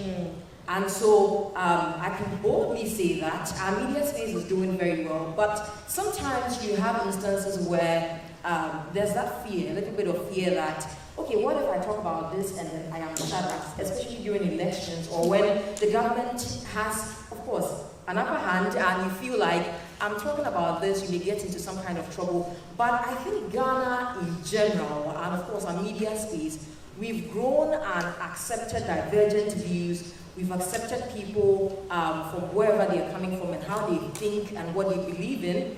And so we're able to check the government as well. We're able to say that this isn't how it's supposed to be. This is what we are supposed to be doing. And so the media space, we're doing very well. We're growing day in, day out. Where I work with the TV, we have the morning show and we have different platforms as well that we have individuals, and kudos to especially the morning team where you have the presenters stand on their feet and talk about certain policies that should not be happening, things that should be done right and all of that. So the media space, we have that power. We are realizing how powerful we are as you know, an arm of government. We are the fourth arm, by the way. And so we've taken full control and we're making the very best of it. And so we're flourishing. I love that. Please, let's celebrate Ghana's media space. Please. Come on. I mean, it's so beautiful to know. For one, Nigerian media space is amazing. Yes, we know that we do not have full autonomy. We do not enjoy full independence. I mean, there's checks and balances, not to be broadcast and all of that stuff. But it's really amazing to know that you speak so well of Ghana's media space, and I really wish you all the best. Thank you, Anita. All right, coming to you, Jide. Nollywood's finest. I think there's still that little preference between Nollywood, Bollywood, Hollywood, Ghanawood, and all of that. So Jide is one of. Yes, I think we're going to start Ghanawood very soon. So coming to the space where you are, entertainment, looking at it, I mean, entertainers are also entrepreneurs. Let's talk about collaboration. Let's talk about how that people sometimes feel like because I am an A-list actor, you are an A-list actor, we can't be together, we can't work together because you're going to outshine me. So, taking you for one in the Nollywood sector, how can we leverage the power of collaboration? Well, good evening everyone. My name is Jide Awobona. I'm an Nollywood actor. Akwa to my king and all the royal families here, and to all the Ghanaians who welcomed us all. I want to say very thank you. And to the organizers of the Pan-African Youth Leadership Foundation, I want to say thank you for having me on this platform tonight, of this evening. So now to your question, Glory. Yeah. Well, there is hierarchy everywhere. You understand? So there is really nothing like, oh, I'm an elite actor, I don't want to be on the same media space or whatever with anyone. Remember, at some point you were at that level too, and if you were not given the opportunity to do your thing with the elite actor, probably you wouldn't be where you are today. Even if you're there, you wouldn't even be there, because there wouldn't be any opportunity for you to grow and nurture the craft. You understand? So aside from you learning the craft formally or informally, you need to be given the opportunity to do this often and often with the professionals in the field, and these are the elite actors. So talking about collaborations, I really don't get what you mean, but then I think I need to... Okay, let me explain. Collaboration now. Let's talk about two content creators. You see them coming together to start something, to do something. Many people will tell you that do not collaborate because this person might end up outshining you. Don't come together to film because this person might end up taking your shine. So, but we've come to understand over time that there's actually a power in collaboration, where you get to learn from somebody and the person learns from you. So how can people in your space, entertainment, leverage that power? Okay, that's a subsection of the entertainment industry now, content creation, and I would say that's the new gold in Nigeria now. Aside from real estate, you understand? But in the entertainment industry, it's in fact for a lot of young creatives, just a couple of observations to them, it's blooming for those that are actually not known, but for the established actors, it's always hard for you to find yourself in that space. It's like you going from level A to, you understand, you taking yourself back up because you're already seen as a professional actor. So you're now coming out to creating content, making things that people look at you like, you know what you're doing. But unfortunately, that's where the money is because they get a lot of money on Facebook, on on Instagram, and one of you, they call it reward of creative reward or something, and they pay them dollars, you understand? But a lot of elite actors find it very ridiculous that me that have been seen on big movies, big productions, how can I be risky? But unfortunately, that's where the money is. So for content creators, it depends. You understand? Everyone will feel that way. Yeah. You can't find yourself collaborating with someone who is just starting the game. You feel like, oh, are you trying to ride on my, you understand, ride on my feet or stuff. And sometimes your audience or your followers will take you serious. You understand? So Yorubas will say, you understand? That means you want to ride with your people of your caliber. You understand? And for me, you also have to look at something else again. If this person is coming up with something very special and different, you never can tell, just give an opportunity. And I'll go by the word that says we rise by lifting others. Thank you. Thank you. Let's celebrate Gigi. We rise by lifting others. That's a word from a very popular Nigerian musician. I won't say more than that. Okay. Coming over to you now, Sir Dr. Hassan Ismail, of the CEO of iStone Development. Now let's talk about entrepreneurship again, because we have quite a number of entrepreneurs here, which is why we're gathered here today. Now, how can entrepreneurs collaborate with investors, mentors, and other stakeholders to achieve their goals? We understand that nobody is an island of knowledge. You cannot find it. One tree doesn't make a forest. You need somebody to survive. So how can entrepreneurs collaborate with investors, mentors, and other stakeholders to achieve their goals? Okay, good evening everyone. Starting on the protocol, while the Royals, my name is Dr. Hassan Ismail, the CEO of iStone Development. So to answer that question, I would like to go back to Alaji and then the chef that says that if you have passion for something, that just create the solution and money will follow. So I, starting up, I don't have that energy of looking for solutions and money to come. I needed that money.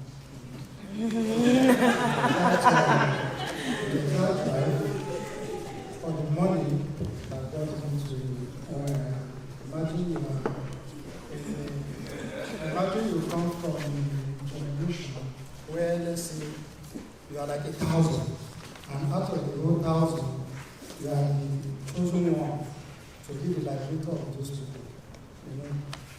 So passion will not cut it. You have to find a way to make money and start pursuing passion. So I found myself, so I started researching. What can I do to make the highest money, to liberate my lineage from poverty and improve the world?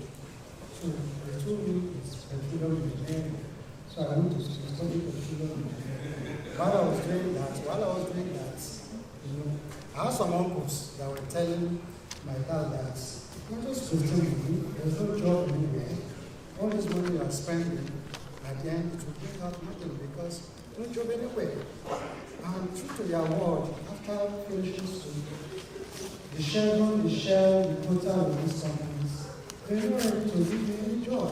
So it was like what these uncles were saying is coming to pass. So when I look at the map, the hundreds of thousands of people that are waiting for me to succeed, I said, no, I have to find a way that the next thing that you can do as an entrepreneur to make money legally, ethically, and morally.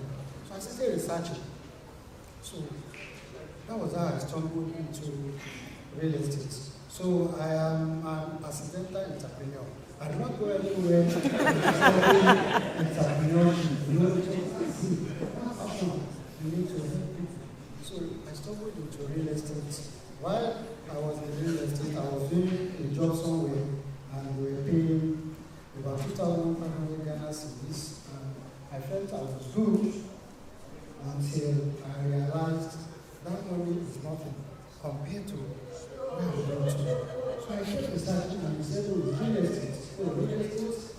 So agency on a platform that allows you to train people. So you can train other agents, bring them onto the portal, and within 3 months, I made like times 5 of that my salary job. So one morning I just woke up, Hassan, what are you doing here? There's a platform here where you can mentor people and see them grow, just the way you can duplicate your success. So one morning I just got to the office, I tendered my resignation, I left, and I came into the real estate space. And as of today, I have at least 4,096 people that are brought into the industry, and I have some of them who have become big developers. I'm not able to build 100 units of housing and see, but I have some of them that I mentored, that I impacted on, and they have built hundreds of units of housing units. So when I look back, see these people, I feel fulfilled. Now, for you to have a collaboration with investors, see, whatever you do, and you do it diligently, you do it well, people will be out there to support you with money. You know, there are people who want to start a business and they're looking for money, they are not finding the funding or the money is not there. But when you are doing something passionately with the mind of trying to help people do better, that funding, collaboration, and investment will go. Thank you.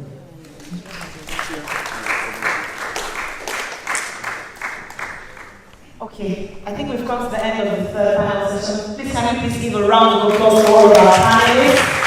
Please celebrate them better, please. And today the way back to this. Thank you very much. Thank you so much for celebrating all of you doing amazing. This is celebrating you. Thank you very much for that. We're very, very, very grateful. I mean, I really wish we could just continue with many of these conversations. Our panelists, they've been mind-blowing, mind-intriguing conversations ever since we started today's event. And we're really honored that we could get a little from your wealth of knowledge. Thank you very much.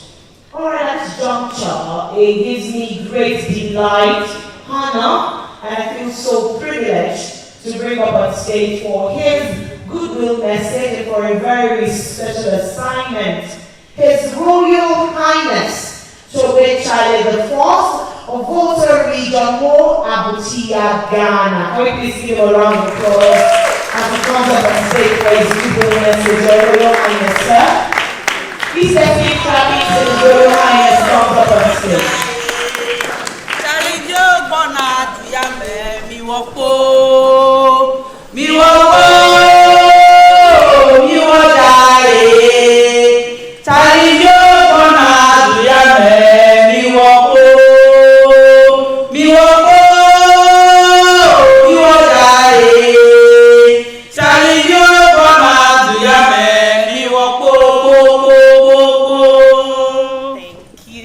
A round of applause to Ladi.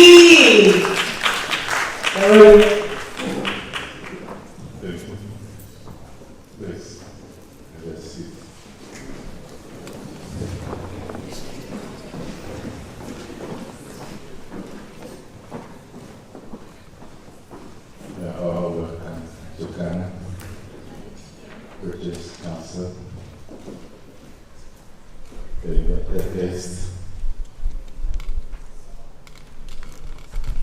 ladies and gentlemen, and the awardees. We welcome you to Ghana. Ghana is a lovely country, and I really acknowledge all of you and telling you to stay. Even after today's program, you tour the country and then you learn more about Ghana. We are lovely people and you will never regret coming to Ghana. Thank you. Today, I think it's mostly about the influential leaders in Africa I'm very grateful to be here to celebrate this today. It's not an easy task at all to be influential. Sometimes you will have to give out all that you have, all your time. You must be selfless, and you must follow your passion. That is the key word. If you are following your passion, it's not about what's happening around you, but what is your focus. I remember growing up in the sixth form, secondary school, when support was very little, even from dining hall. You have to preserve your egg that was on the rice. You didn't have to eat it. You must preserve your egg. Go to the dormitory, sell it, then you will get some money to buy the soap to wash your clothes. It wasn't an easy thing at all. So growing up from school to school, and then into the job industry, you have to take time to learn the skills, the experience. But what happens today, we are seeing around, every youth wants a shortcut. You employ a fresh graduate, the next 3 months, you want to become the CEO of the company. You will start looking for where the loopholes are. I wonder why even banks today admitting necessary personnel into their outfit allow them to have access to people's bank accounts. Right after 1 year, knowing that he or she might not be retained, the next game, the next approach is to learn how to really take money out of people's accounts. No youth want to wait today because we don't celebrate goodwill, good name again, we celebrate riches, which hadn't been our culture in Africa. This social media has more than 3 million false positive aspects rather than the negative side the youth are starting to speak. Some attack the foreigners, the West especially. Their answer is that they also do our ancestors and this is around to pay them back. Please, we are celebrating entrepreneurship today. Entrepreneurship from university, you might have already established your company, enterprises, partnerships. But it's not an easy journey. It's easy to just go and register a company for a business. But the truth is that if you do not have the background, there are some of you who already have the background. Your parents are already okay. All they need is a wise child to really put on paper workable ideas. The money is still already to pop into your business. You can only fly like the eagle. But if you look at your background and you are not there, like how some of us have to come from the village and start making it gradually to where we are today, please don't force yourself. Don't force yourself.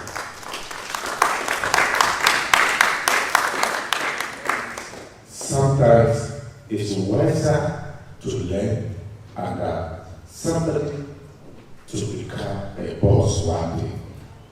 Along the journey, you might be blessed and lucky to meet one individual person in your journey who can help to catapult you to the sky, and you can bypass all your peers that were ahead of you. I'm saying this at the grace of God. It's happening. So please, today is not for a long story, but the youth, please, sometimes state rules are dangerous. And when it is too hot, 5 corners before arriving, do that. My people, I'm thanking you for accepting me today. Though cold wanted to take me away, God has really restored me. I'm with you, and with all my family, my royal members around, we bless this day, not by our might, but that of God Almighty. We thank you for coming.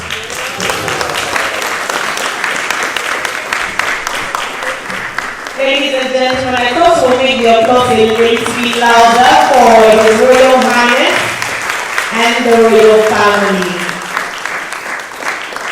Thank you very much, very distinguished ladies and gentlemen. So there's a little surprise. His Royal Highness has an announcement to make, sir. All right. We have organizers for this wonderful event. We have a gentle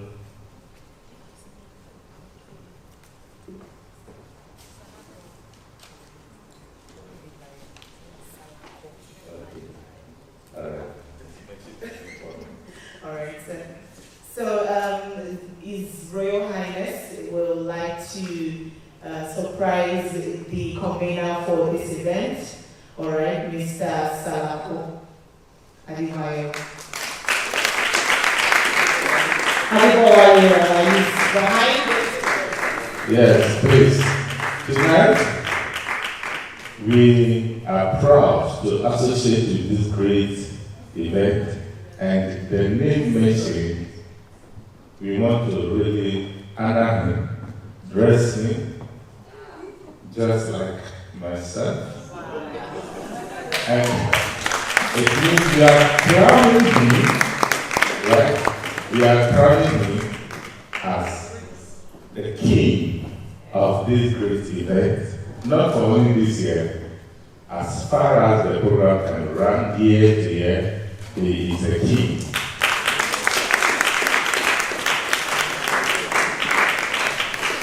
Before we come, this lady, Lidwin, please come on stage.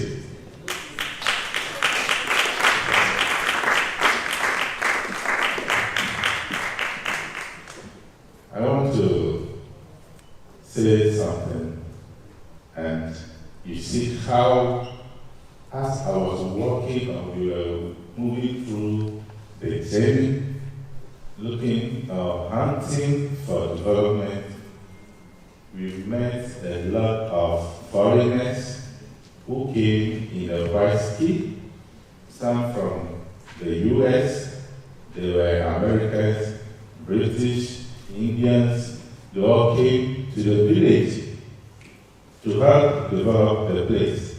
For me, I do not see the kingship as the usual way, like a chief. You see sometimes when the politicians bring the development, you grab it, else you are just the king of the people, they go and bring the tithes, and then you enjoy. But I've seen this as a political office within my horizon. So I really ginger myself at all times to make sure every party that comes to power, regardless of affiliations, I have ministers today in government. When the other one comes, I have a number of them. Please, as a king is coming, you be on your feet. Round of applause. Round of applause. Round of applause. Yeah, round of applause. My good sister.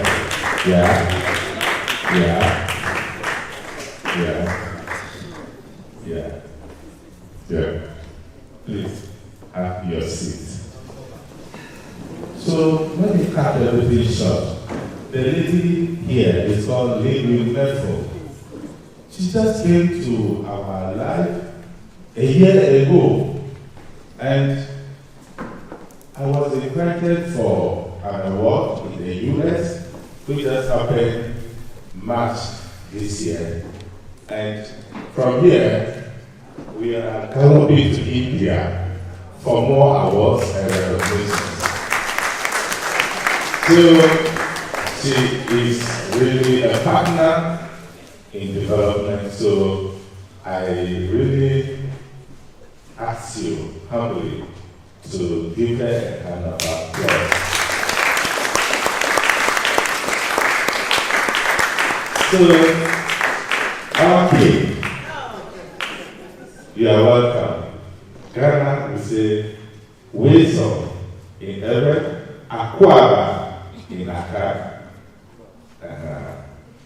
So today, we have crowned you the king of this great organization, the event. The name is there, Pan-African. Yes, Pan-African Youth Leadership Foundation. This is the way he must look whenever he goes to any of this event, anywhere in the world. Yes. This is the African fabric. There's another one. Where is it? Please, just open it and for all to see.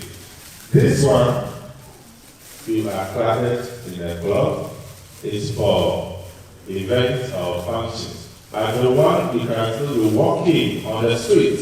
When people ask you, say, yeah, you are the king of Africa. This is called, this is called smock.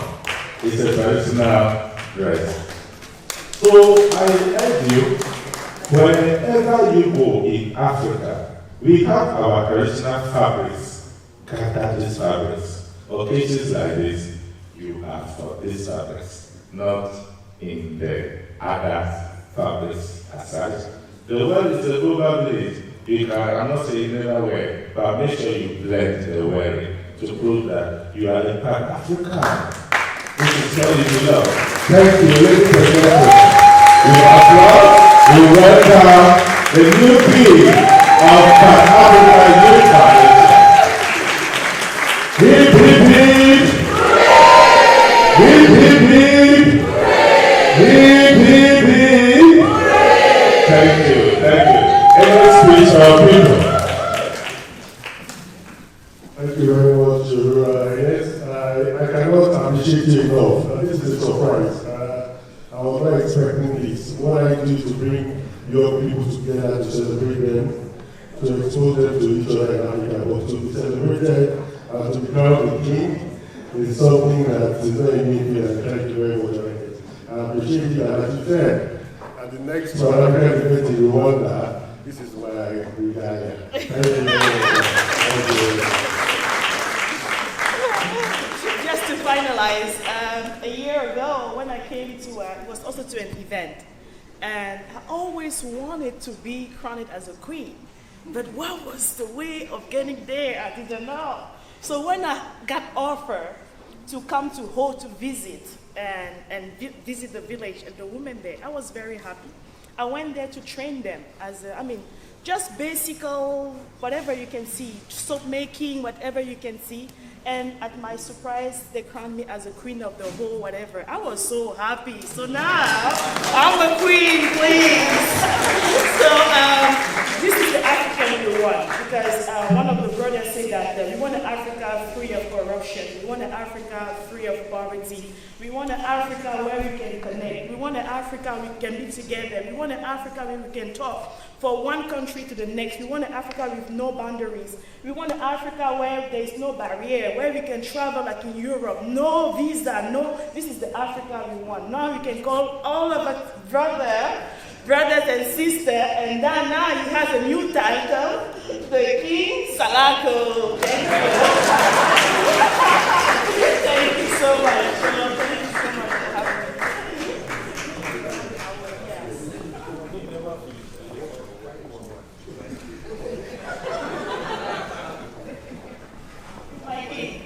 done. I think you're going to be the first person to receive something also. Wow. Yes.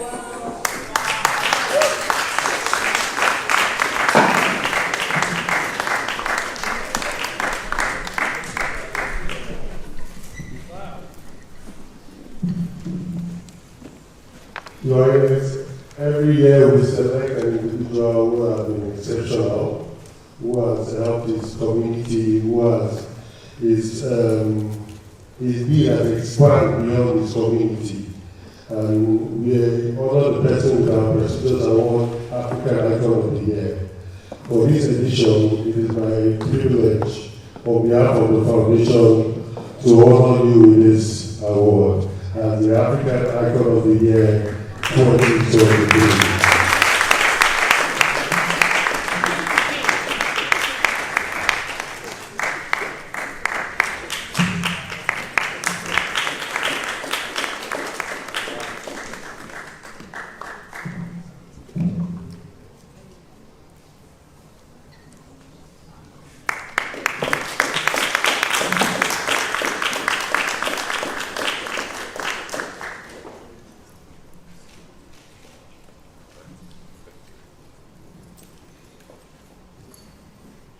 Thank you.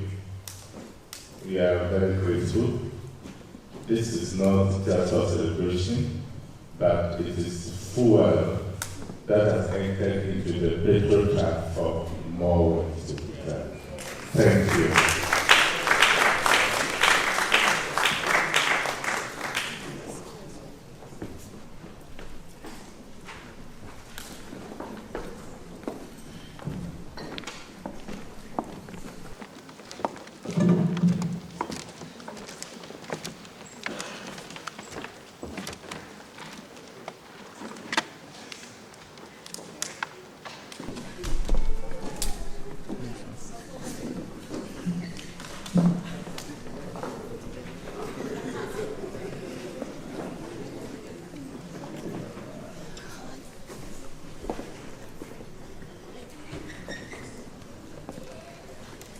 Thank you.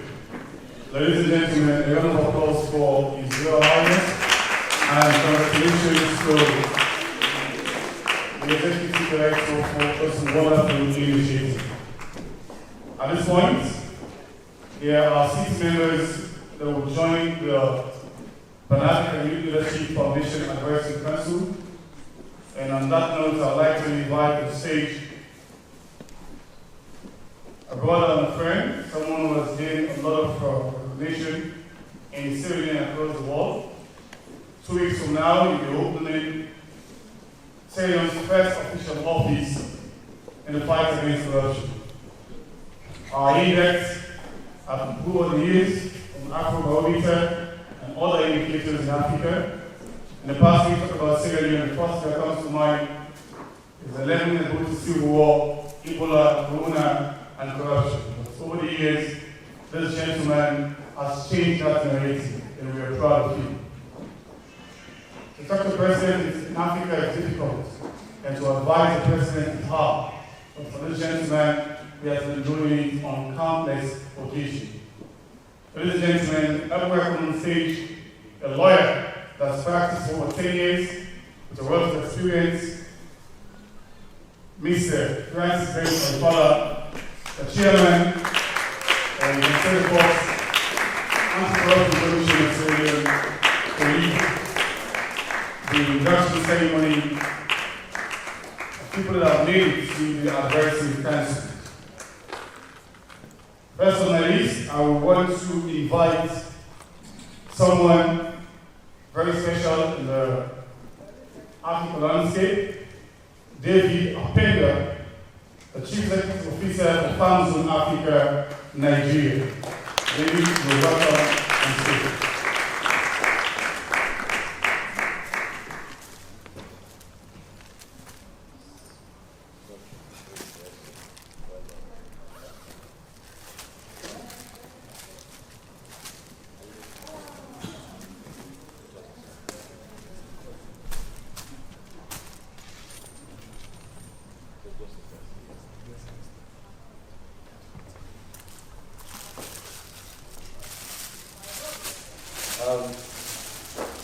distinguished ladies and gentlemen, I have the honor to induct the fine gentleman standing here on the board, like the board of trustees of the Pan-African Youth Leadership Foundation. They are supposed to be the ones guiding the foundation, helping in this programming, and advising on programs like these on how to continue to create impact. I have been part of this for the past 5 years. It's an amazing thing, and it's quite an honor for you to be one of those recognized to do this. So I congratulate you, and I hereby now address you with this very beautiful gown as a sign of recognition of your work to come, but also what you've done for Africa. Thank you.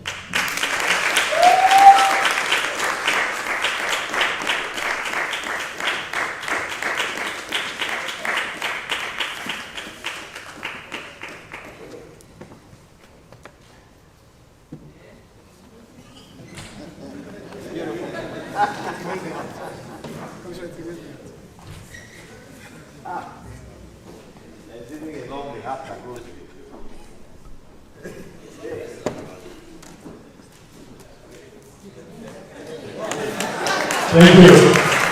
Stand there as I call the remaining names. Ladies and gentlemen, on this note, I'd like to invite on stage a strong and amazing woman, an Iron Lady, who are also a narrative for the Africa Awards. Help me welcome on stage all the way from Nigeria, the founder for Ruby Lights Company, Madame Omo Bolache Mokachi.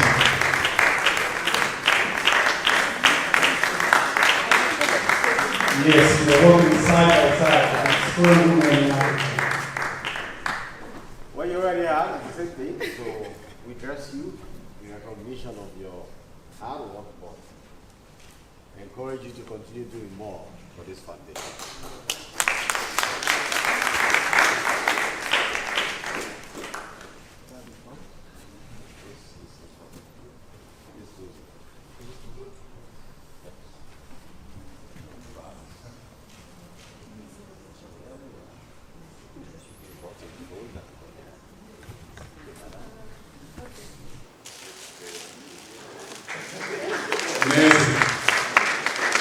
Kindly welcome on stage Dr. Hassan Ismail, Chief Executive Officer, High School Development.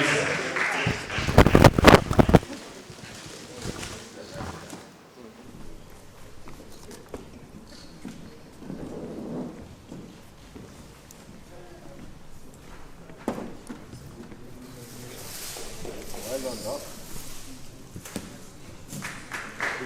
Congratulations, Doc.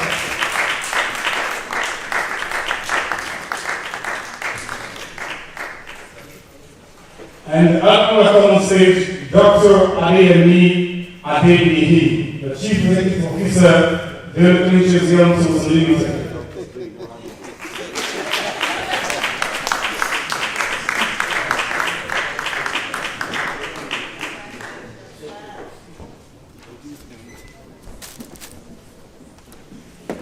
Is there another one? We dress you right here. Good. Well done. Thank you, sir.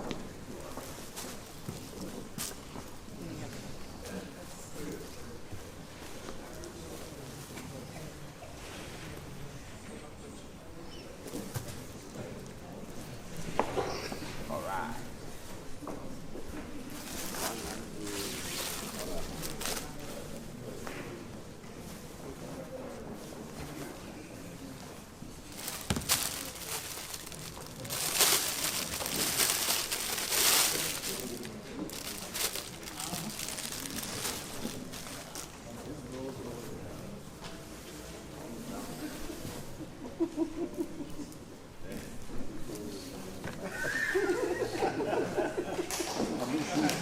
Congratulations. Also, I'd like to welcome on stage the Chief Executive Officer for Ace Real Estate Homes Limited and Endurance Petrus Agona.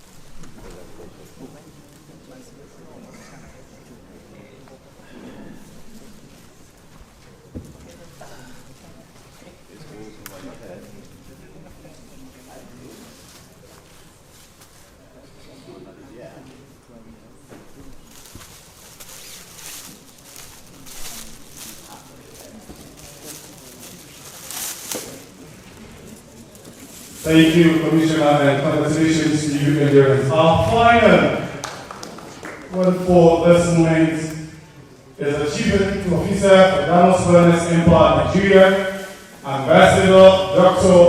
Oluwasiu Amos. You highly welcome on stage.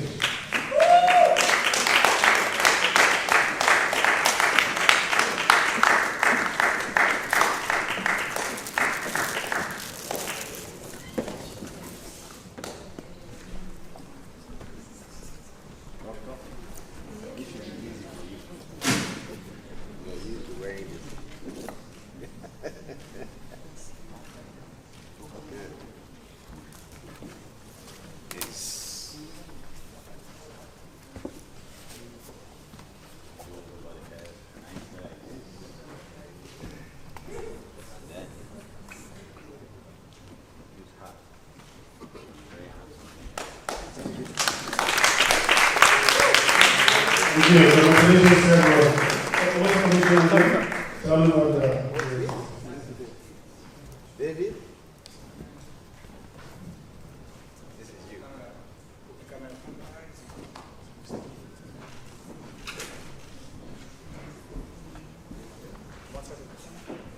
Next. Endurance? Endurance? Well done.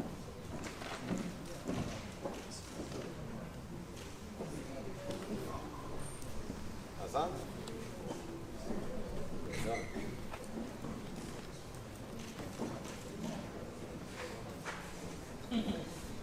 Omo Olai? Congratulations once more. And yeah, Ambassador Dr. Oluwasiu.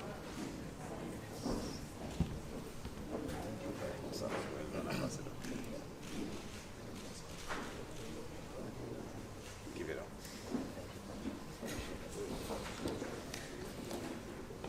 Okay. Dr. Adeyemi? Yes.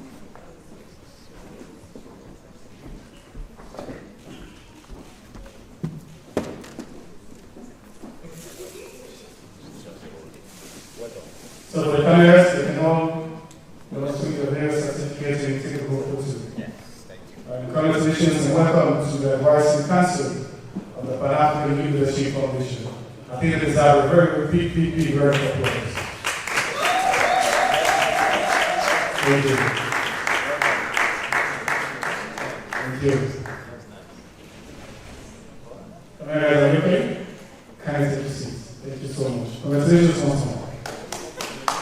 Inviting on stage my co-host for the full award ceremony.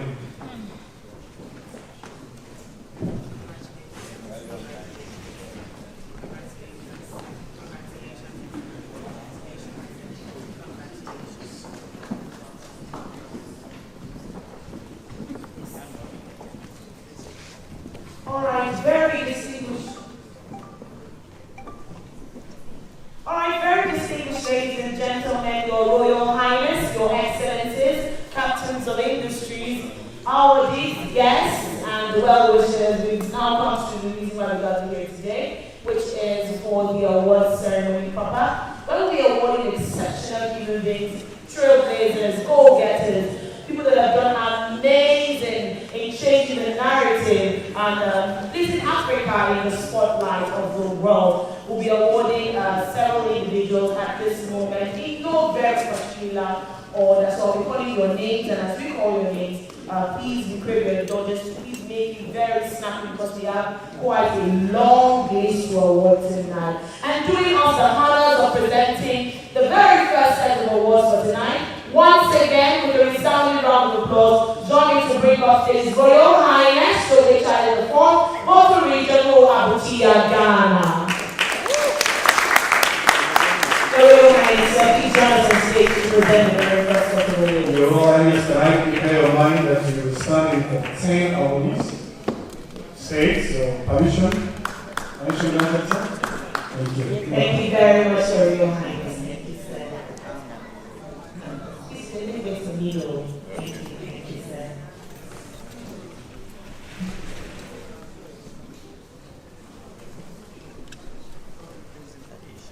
Ladies and gentlemen, for this year's 100 most influential leaders in Africa, with the theme The Africa We Want, courtesy of Pan-African Youth Leadership Foundation, I bring you the name for the very first recipient for tonight, Madam Anita Akufo, a media personality here in Ghana.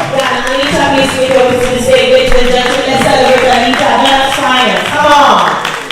Congratulations, Anita. Congratulations. Cameras, double up. You need more photos. Yes, you need more photos. That's the start of the opportunity for networking. Madam, I took your pictures without the Let's connect. Congratulations. Congratulations, Anita.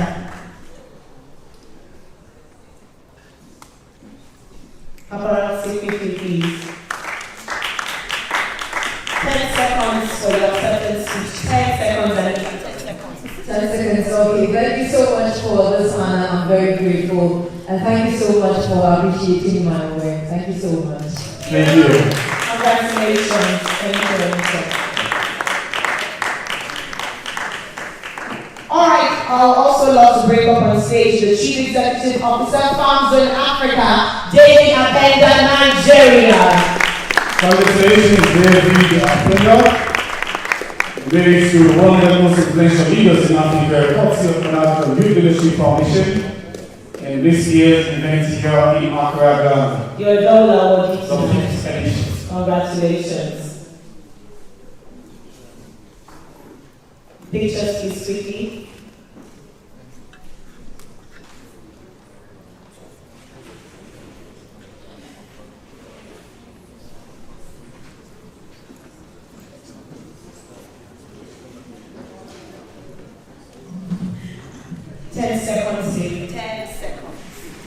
I'm grateful for this award, and I hope that this becomes an inspiration for us. Thank you very much.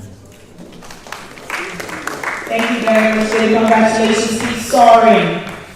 Alright, next award for tonight, Omobolaji Mogaji Idiribe, founder of the Rubelite Company, Nigeria.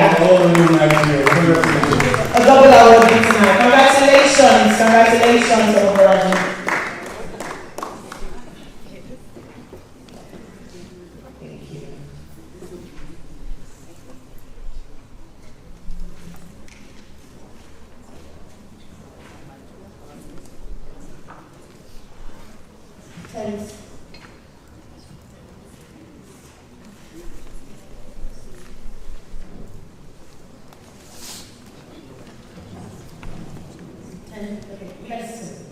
Thank you very much for the platform and the well to ensure that we keep pushing and be the best representation of Africa. Thank you. Thank you.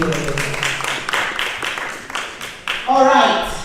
I'd like to also bring up on stage for his award in Essential for AB represented. Please join me to make welcome, who is also a sponsor, so you know how you will clap, so you can give us money next year. Please join me to bring up stage the Chief Executive Officer of Luminous Sales Investment Limited, AB represented by the Chief Operations Officer, Ayeni Korede Olamide.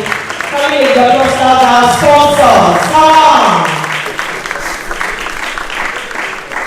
The CEO, Oluwatosin Aleriwa Essential, represented by the Chief Operations Officer, Luminous Sales Investment Limited.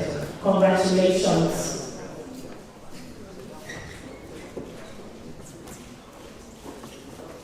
A word in 10 seconds. Okay.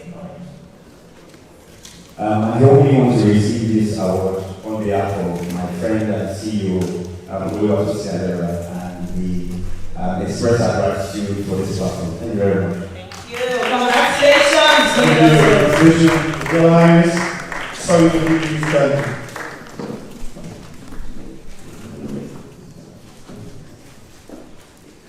We'll now invite to stage Alhaji Salamu Amadou, the group chairman Afro Arab Group Ghana. Also our sponsors, coming to celebrate. I know, let's celebrate them. Let's put our hands together. Thank you.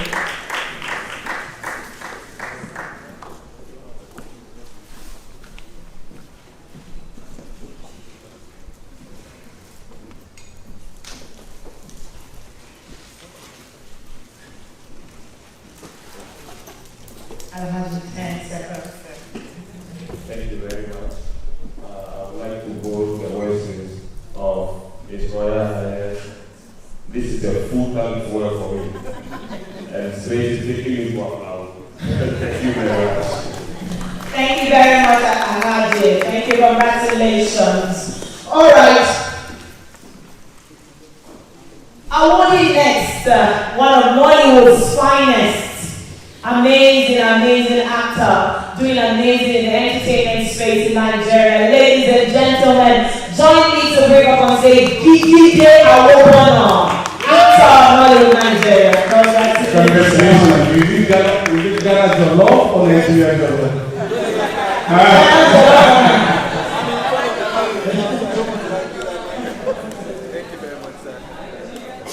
No, let's not start the argument tonight. Because we will not leave here.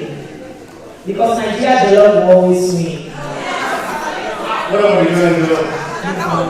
Congratulations today. Thank you. All right. Thanks, Episode. Very big thank you to Pan Africa Youth Leadership Foundation for this. I think this is the second time I'm getting this, so that means I'm doing something really special. So I have to keep writing. Thank you very much for this. Congratulations, Jide. You keep us proud. Well done.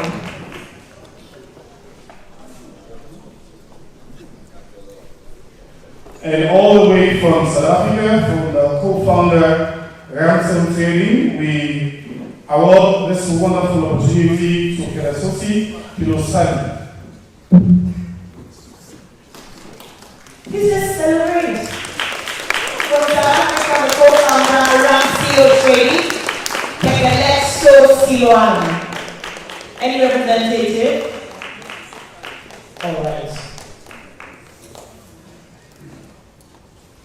Thank you. And from Sierra Leone, land of power for mixture, the land of Lincoln only Edward Sage Commissioner, Anti-Corruption Commission, Lawyer Francis Ben Kaifal. Congratulations, Your Excellency. Congratulations to you. Celebration all that you're doing in Sierra Leone.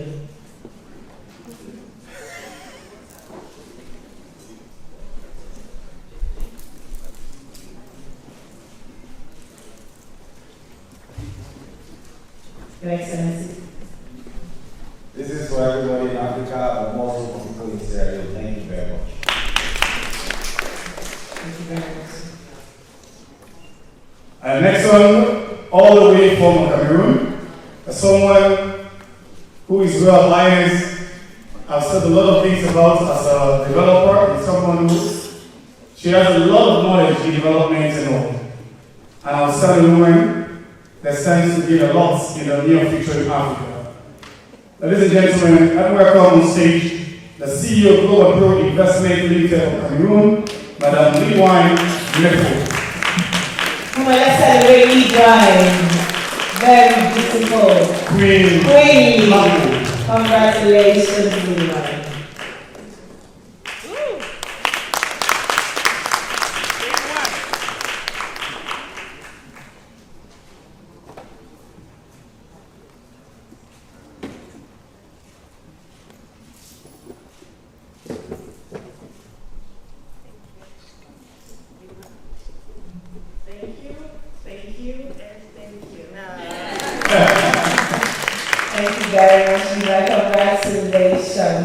And all the way from Sierra Leone, kindly welcome an hotel owner, businessman, actor, a philanthropist, and someone who has impacted the lives of many Sierra Leoneans with job opportunities.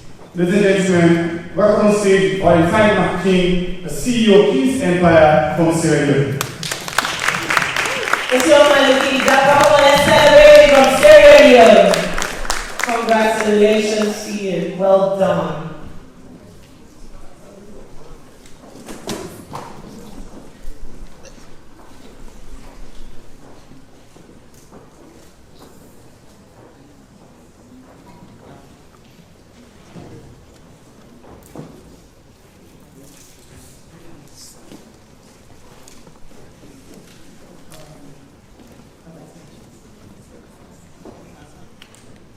I want to say thank you to God Almighty, the creator of heaven and earth, and to my parents.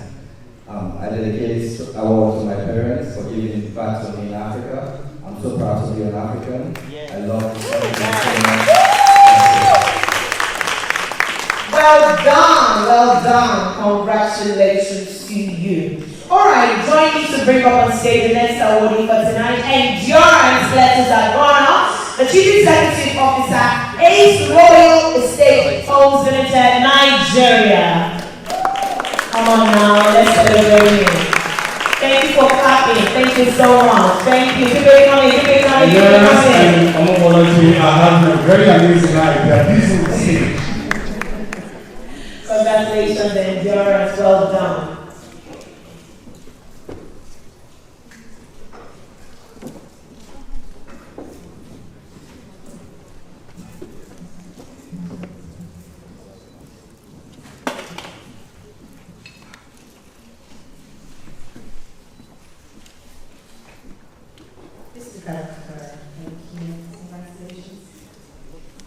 Thank you very much. I dedicate this to every entrepreneur and aspiring entrepreneur. Thank you very much.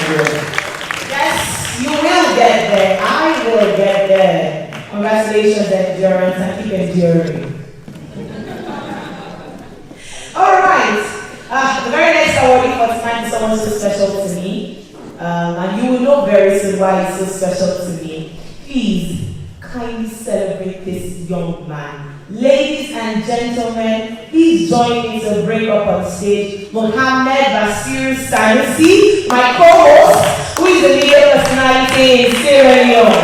Where are you? Congratulations! Please celebrate him better now. CK to the world. Congratulations, Sanusi, well done. I hope to also be awarded next year, so that CK will call my name. Well done. Do you want to say something? Should I allow you? 10 seconds. Always to Allah, was one of our achievements. I dedicated this to my family and children, and I've been in the media for 17 years. So keep what you do, believe in your needs, and keep it up. Thank you. Congratulations, CK. Well done. All right, our very next awardee for tonight, before we allow His Royal Highness have a seat. Yes, please join me to bring up on stage the Chief Executive Officer of Adozilian Homes and Realty, Dr. Simon Adozi. Nigeria. Congratulations, Dr. Simon Adozi. Well done, well done.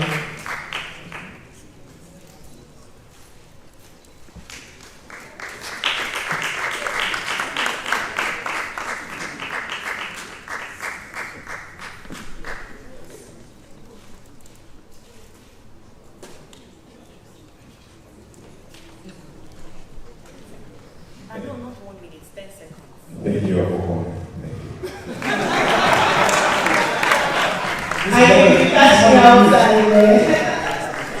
Thank you very much. All right, so very much. Just one more before you go, sir.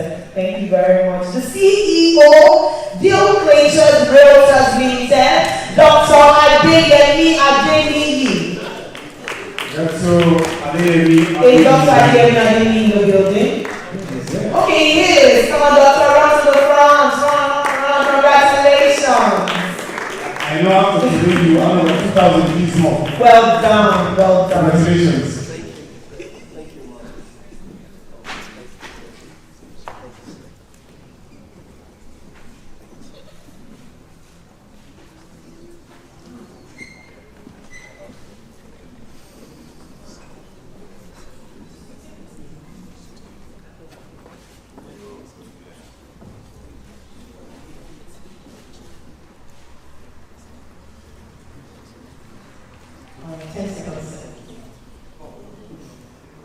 I just want to thank God for this privilege, and I want to give Him the praise for this opportunity, because this is very unusual.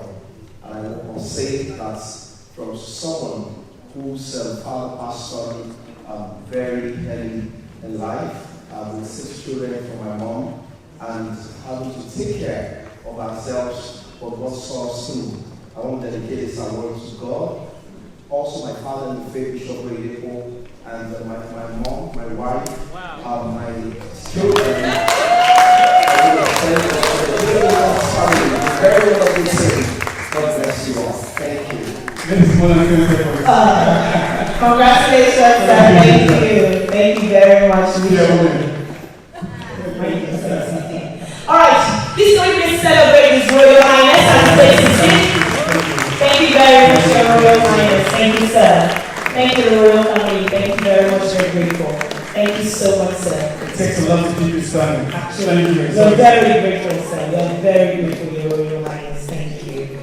Okay, to present the very next set of awards, they've just been awarded, and they will also be presenting the next set of awards to other awardees. Very distinguished ladies and gentlemen, join me to bring up on stage my favorite commissioner, Commissioner Francis Ben Kaifala, Anti-Corruption Commission, Commissioner Sierra Leone.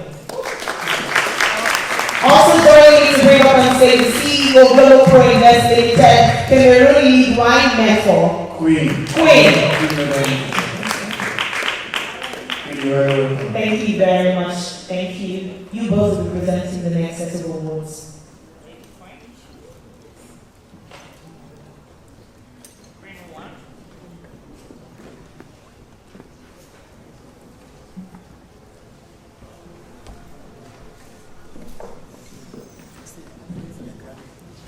All right. Ambassador Dr. Oluwaseun Amos, Eurogiant, CEO, Damos Wellness Empire, Nigeria. You're very nice award for tonight. Congratulations, Dr. Amos, and welcome to the game.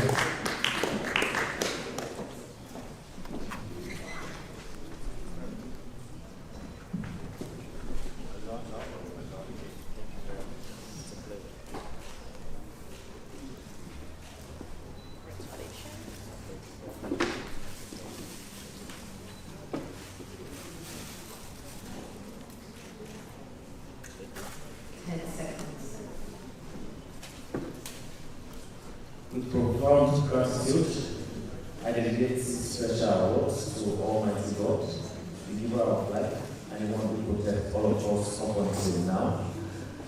So, my parents for giving birth to someone who has impacted the global scale.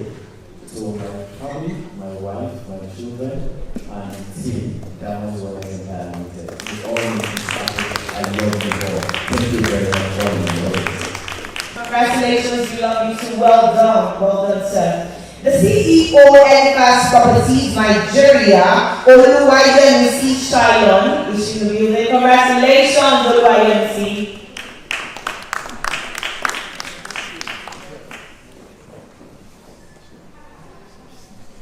Oh, he's a he. Oluwayemisi Shayon. Wow, he's a he. Oh wow, I'm so sorry. Congratulations to you. Well done, congratulations.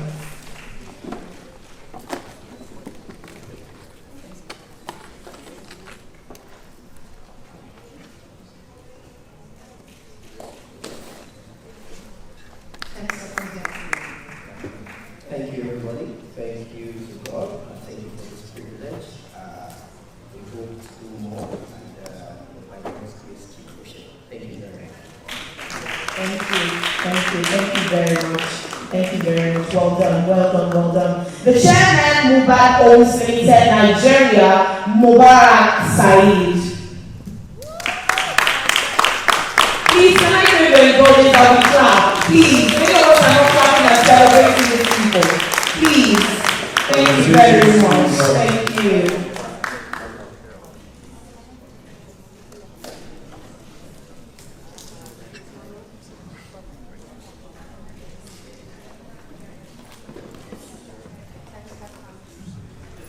Thank you, everyone. I'm deeply humbled to be here. It's a great recognition. Thank you to the whole team who Damos Nigeria Limited. Thanks to God and my son. And thanks to the Pan-African Youth Leadership for the recognition. Thank you. Thank you. Well done, Mubarak. Well done. Congratulations. The creative director of Aladuke from Nigeria is next awardee for tonight. Ladies and gentlemen, with a resounding round of applause, join me to bring up stage Oluwatomi Adesina.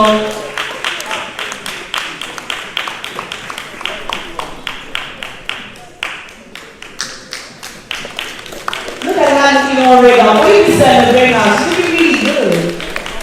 Congratulations, Oluwatomi. So this is Yes, she. Wow.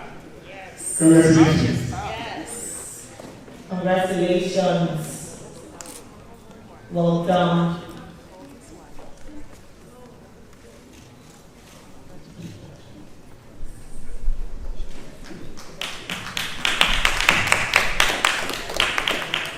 Thanks to the organizers for the recognition, and thanks to my parents for giving me a go. And thanks to my clients and followers, I'm nothing without them. So when you see these guys, I say thank you. Congratulations, Alajike. Sorry, well done. And next to stage, I'll also welcome Goodness Usman, the Chief Executive Officer, Nigeria Realty 247 for Nigeria. Let's celebrate. Let's put our hands together to celebrate these people. These people have done exceptionally well. And the law of attraction says once you celebrate, you attract. So when we ask you to celebrate, put your hands together. You want to be excellent, put your hands together to celebrate them. Come on, let's celebrate these people. They've done well. Well done, well done. Well done, goodness is man, well done. All the way from Nigeria.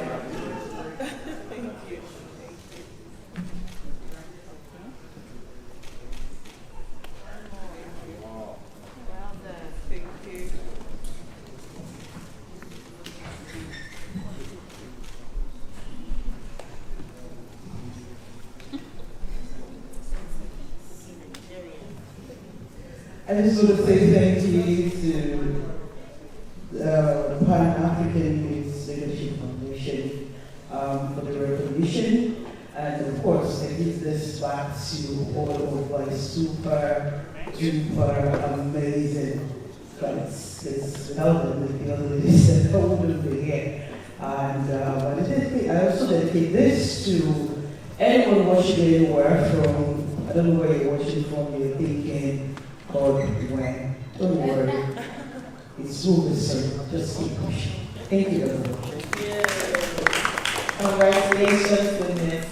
Congratulations. All right, the founder of Pantech, all the way from Nigeria, Engineer Ndubisi Chidomere. Can we listen to hands together to celebrate Engineer? Congratulations. Thank you very much, that sister. Always stopping and celebrating. Thank you. I'm really grateful. You make my work as an MC easier. Thank you. I'm grateful. Thank you.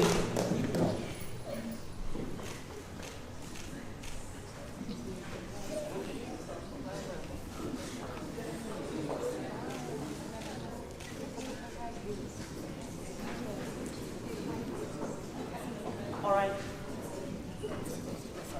Greetings from Pantech Group, and thanks to Pantech, Pan-African Leadership Foundation, Africa We Want.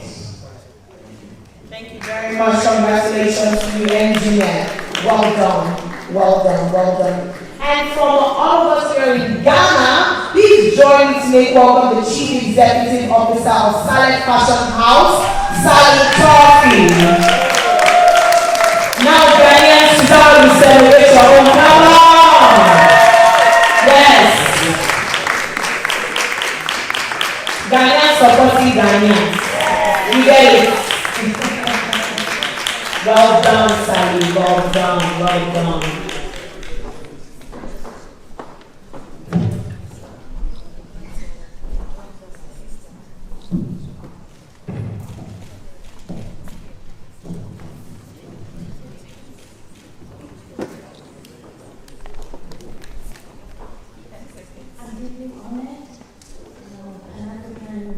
Youth Leadership Awards. My family, Toby, you are here. Yeah. Thank you everyone, my team, Salad Fashion House. I love you all. Thank you for having my back.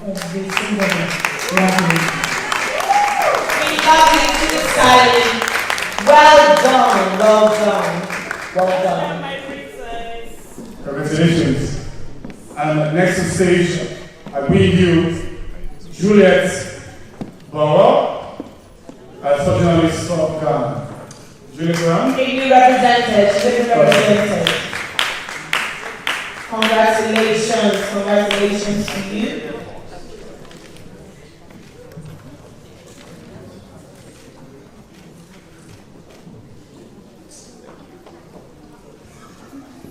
Alright, say something. Okay. On behalf of Juliet, I want to say thank you to the organizers for this recognition and to promise that Juliet will continue to make a contribution through sports to creating the Africa we all want. Thank you very much. Thank you very much. Please extend our regards to Juliet and congratulate her on our behalf. Thank you. Congratulations to her. And all the way from Gambia, the states of MIC, there's a CEO, Alhaji Manta. Okay, alright. We move on and we welcome one of our own, and he's part of the media landscape. And I know you enjoyed the session with him. Yes, I did. And he's the CEO and founder of the Shared News Ghana. Ladies and gentlemen, everyone on the stage. Please welcome this change maker, this trailblazer, this movement shaker of Ghana's entertainment industry, Kobe Shea. Founder Kobe Shea. Well done, Kobe Shea. Well done, well done, well done. Well done. Good job, well done. Kobe Shea, well done. Kobe Shea, congratulations. Few words. So this is to every young Ghanaian out there, to African, let's use social media, push the narrative, push positivity. Thank you, God. Well done, Kobe Shea. Welcoming on stage the creative director, Mentor Multimedia Ghana, Balima Amwani Samuel. Wow, well done, Samuel. Balima Amwani Samuel, the creative director, Mentor Multimedia Ghana. Enter Multi, okay. Enter Multimedia Ghana, Balima Amwani Samuel.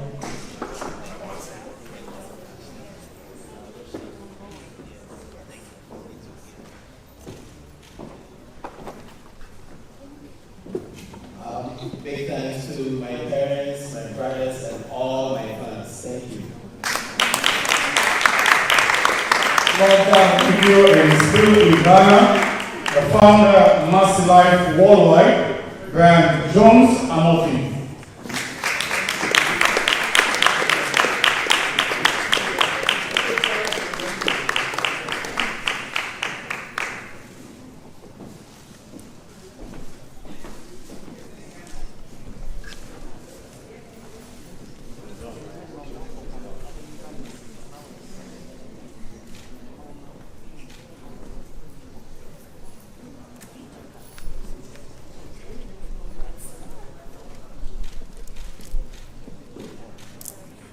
Congratulations. Thank you very much. First of all, thanks to God, and then also from the Brian Jones Ministry and the IS Foundation. We want to say a very big thank you to the institution for recognizing our good works. Many more is going to follow. Thank you. Thank you very much and congratulations. I think we can have your sister. It's a celebrate Commissioner Ben and Brian. Congratulations. And thank you. Thank you very much for that. Thank you.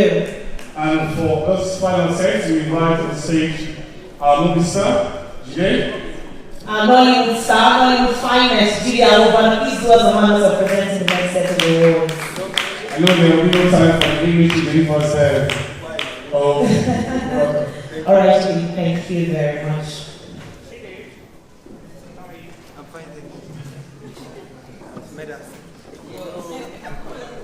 All right, please also join me on Mobalaji upstage, Mogaji, to present the next set of awards. Thank you very much. The founder, the Real Lights Company Nigeria, will be joining GA to present the last set of awards for tonight.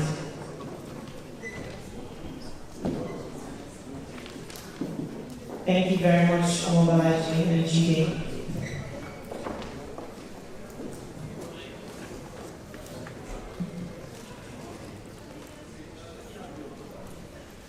Ah, wow. I really enjoyed this session, and it's going to be awarded right about now. The one and only Chef Elijah Amo-Addo from Ghana.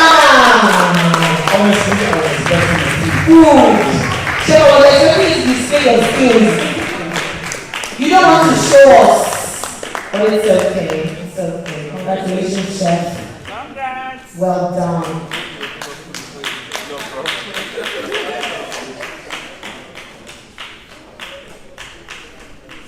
Congratulations, Chef. Well done, well done, well done, well done. We're not done, so please ask our audience not to leave yet. Don't worry.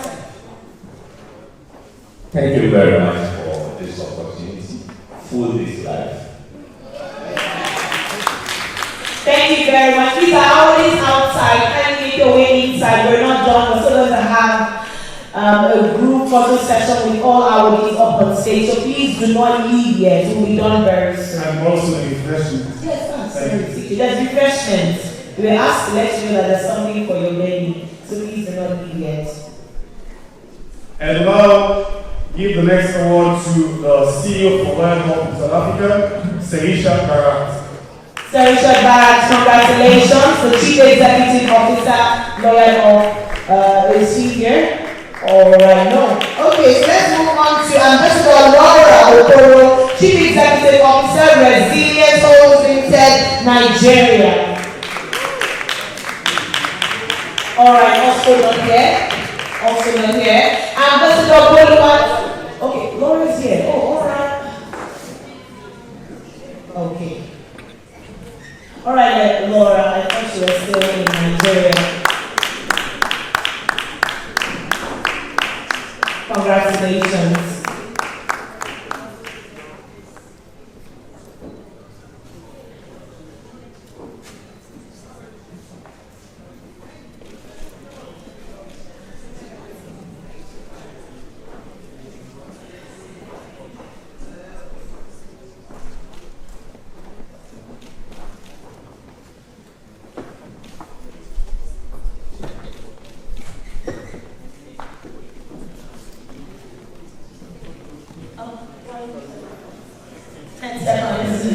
Thank you. I feel honored and I feel grateful at the same time.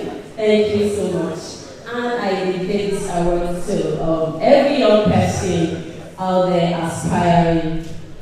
I want to encourage you, keep pushing all your dreams are valid. Thank you so much. Thank you. Your dreams are valid. Thank you very much. Alright, Ambassador Boluwatife Babaride, the Chief Executive Officer, Real Realty Nigeria. Our captain has gone down. When you see me, thank you, thank you.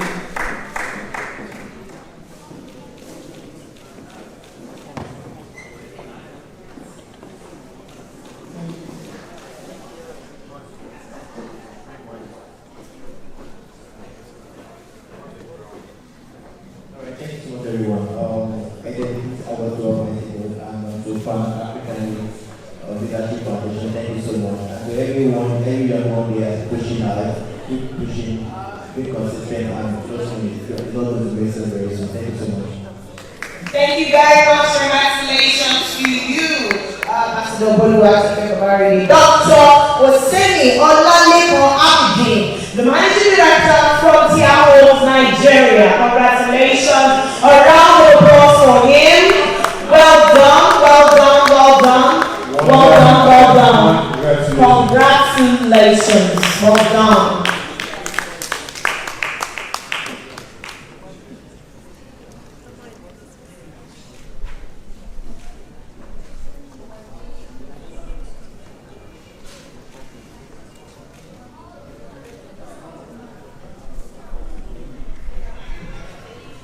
Thank you very much. I appreciate the organizers of this program.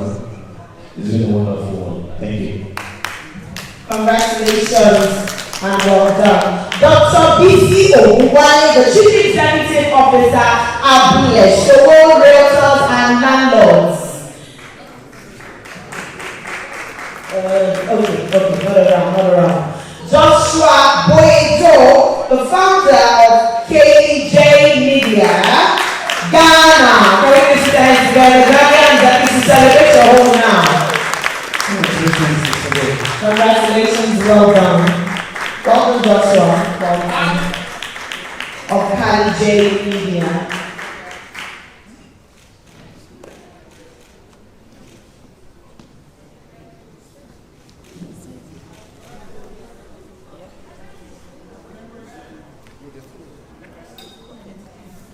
Thank you very much for this award. I appreciate it, and we'll be doing more this day.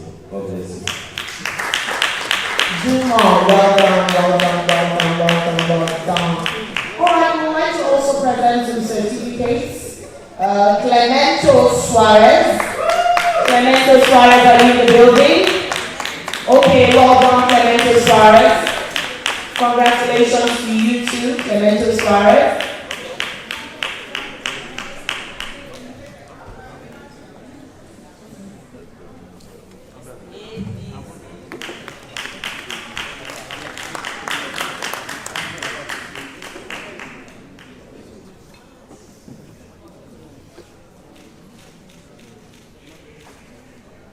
All right, 10 seconds, quickly.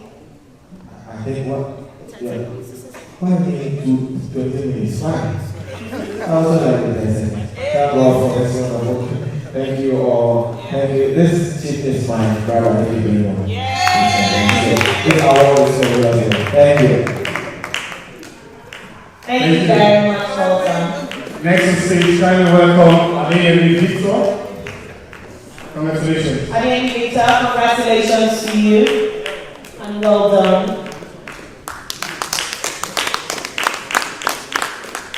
Adeyemi Victor, all the way from Nigeria, well done. Very well. 10 seconds. I want to say thank you, and to always doing something. Keep it in.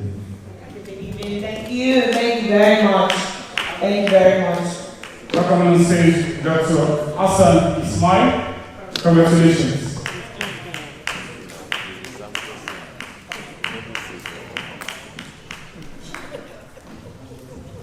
Dr. Hassan Ismail, thank you very much.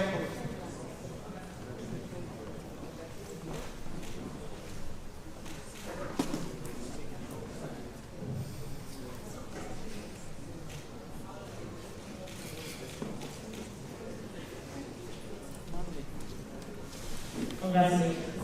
Thank you, Father, for carrying this leadership forum and give this award to all the inspiring entrepreneurs. Thank you. And all the way from Sierra Leone, renowned journalist and entrepreneur Alhaji K. Tarawale. We invite the commissioner to receive his honors here. Alhaji Tarawale, thank you, Commissioner, sir. Your Excellency, thank you. Thank you, Your Excellency. Thank you for receiving us. All right, these very distinguished ladies and gentlemen, if you're outside, I pray your indulgence to please come inside. Thank you very much, GJ, and thank you very much, Mobolaji. Thank you so much. Thank you. All right, just before we have the last photo session of all our leaders up on stage, it's very pertinent that we have words from our sponsors. So it gives me great delight and joy, pleasure to bring up on stage for his closing remarks the Chief Operations Officer for Luminous Sales Investment Limited, Ayeni Olamide Korede, to give us some words. Sisters, hands together to celebrate. And after the 6 minutes, welcome to the network. Thank you. Good evening, everyone. My name is Ayeni Korede, and I'm the Chief Operations Officer of Luminous Sales Investment Limited. We are proudly a major sponsor of this event, and it is really pertinent that we have important conversations like this that provide African solutions to African problems. So, coming to an end, I just want to give you a brief of Luminous Sales Investment Limited. Luminous Sales Investment Limited is a company based in Lagos, Nigeria, and we are in the real estate sector, and we're looking to spread, ground, and diversify but presently we are in the real estate sector in Nigeria, and we have 3 projects currently. And within the past 1 year, we've done a lot of human capacity developments, human capacity projects, and all that. And I want to congratulate the awardees again, and I pray that come next year, greater heights in Jesus' name. Thank you very much.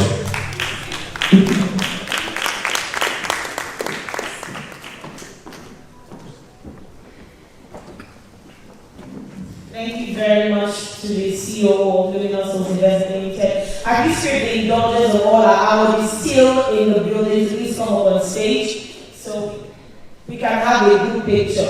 Please, all awardees with your awards, can you bring out your plaques from the boxes with your certificates so that we can have a good picture together to celebrate the Pan-African Youth Leadership Foundation Summit and Awards Ceremony 2023.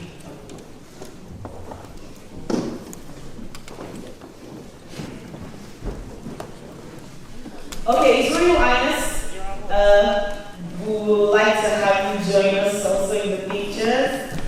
Thank you so much, sir, for being so generous. It's such a great delight to have you, and we are so honored. Thank you for staying till now, my king. Thank you, Tobe. Thank you.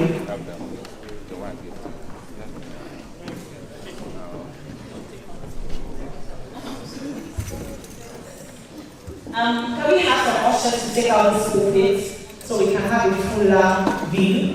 Can I please have some ushers take out the pulpit, please? Please, I need some able-bodied men to please take out the pulpit so that we can have a fuller picture. His Royal Highness.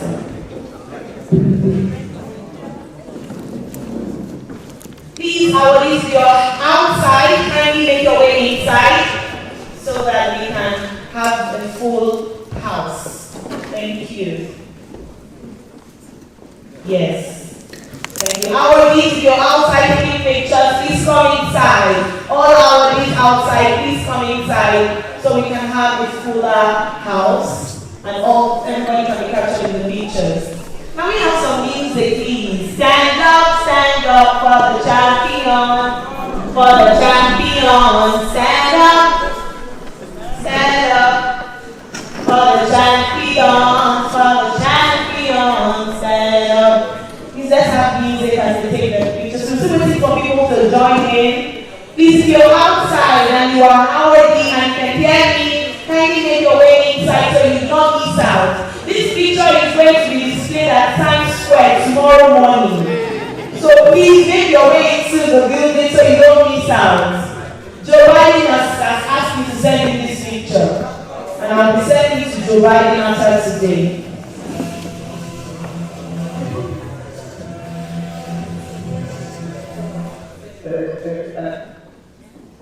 Pan-African, let's stand up. Baby. Yes. Video. Pan-African. Mike, video, picture. You can take pictures from the video. Yeah, thank you. This has been amazing, thank you.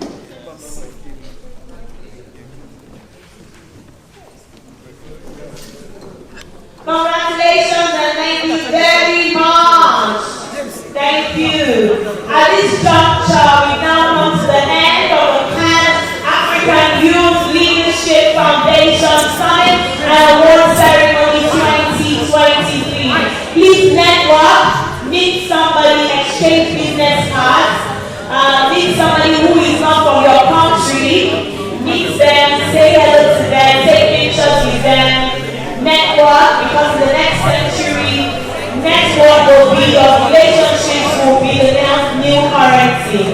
Kindly meet somebody, take pictures, exchange contacts, exchange business cards, meet somebody. Thank you everybody.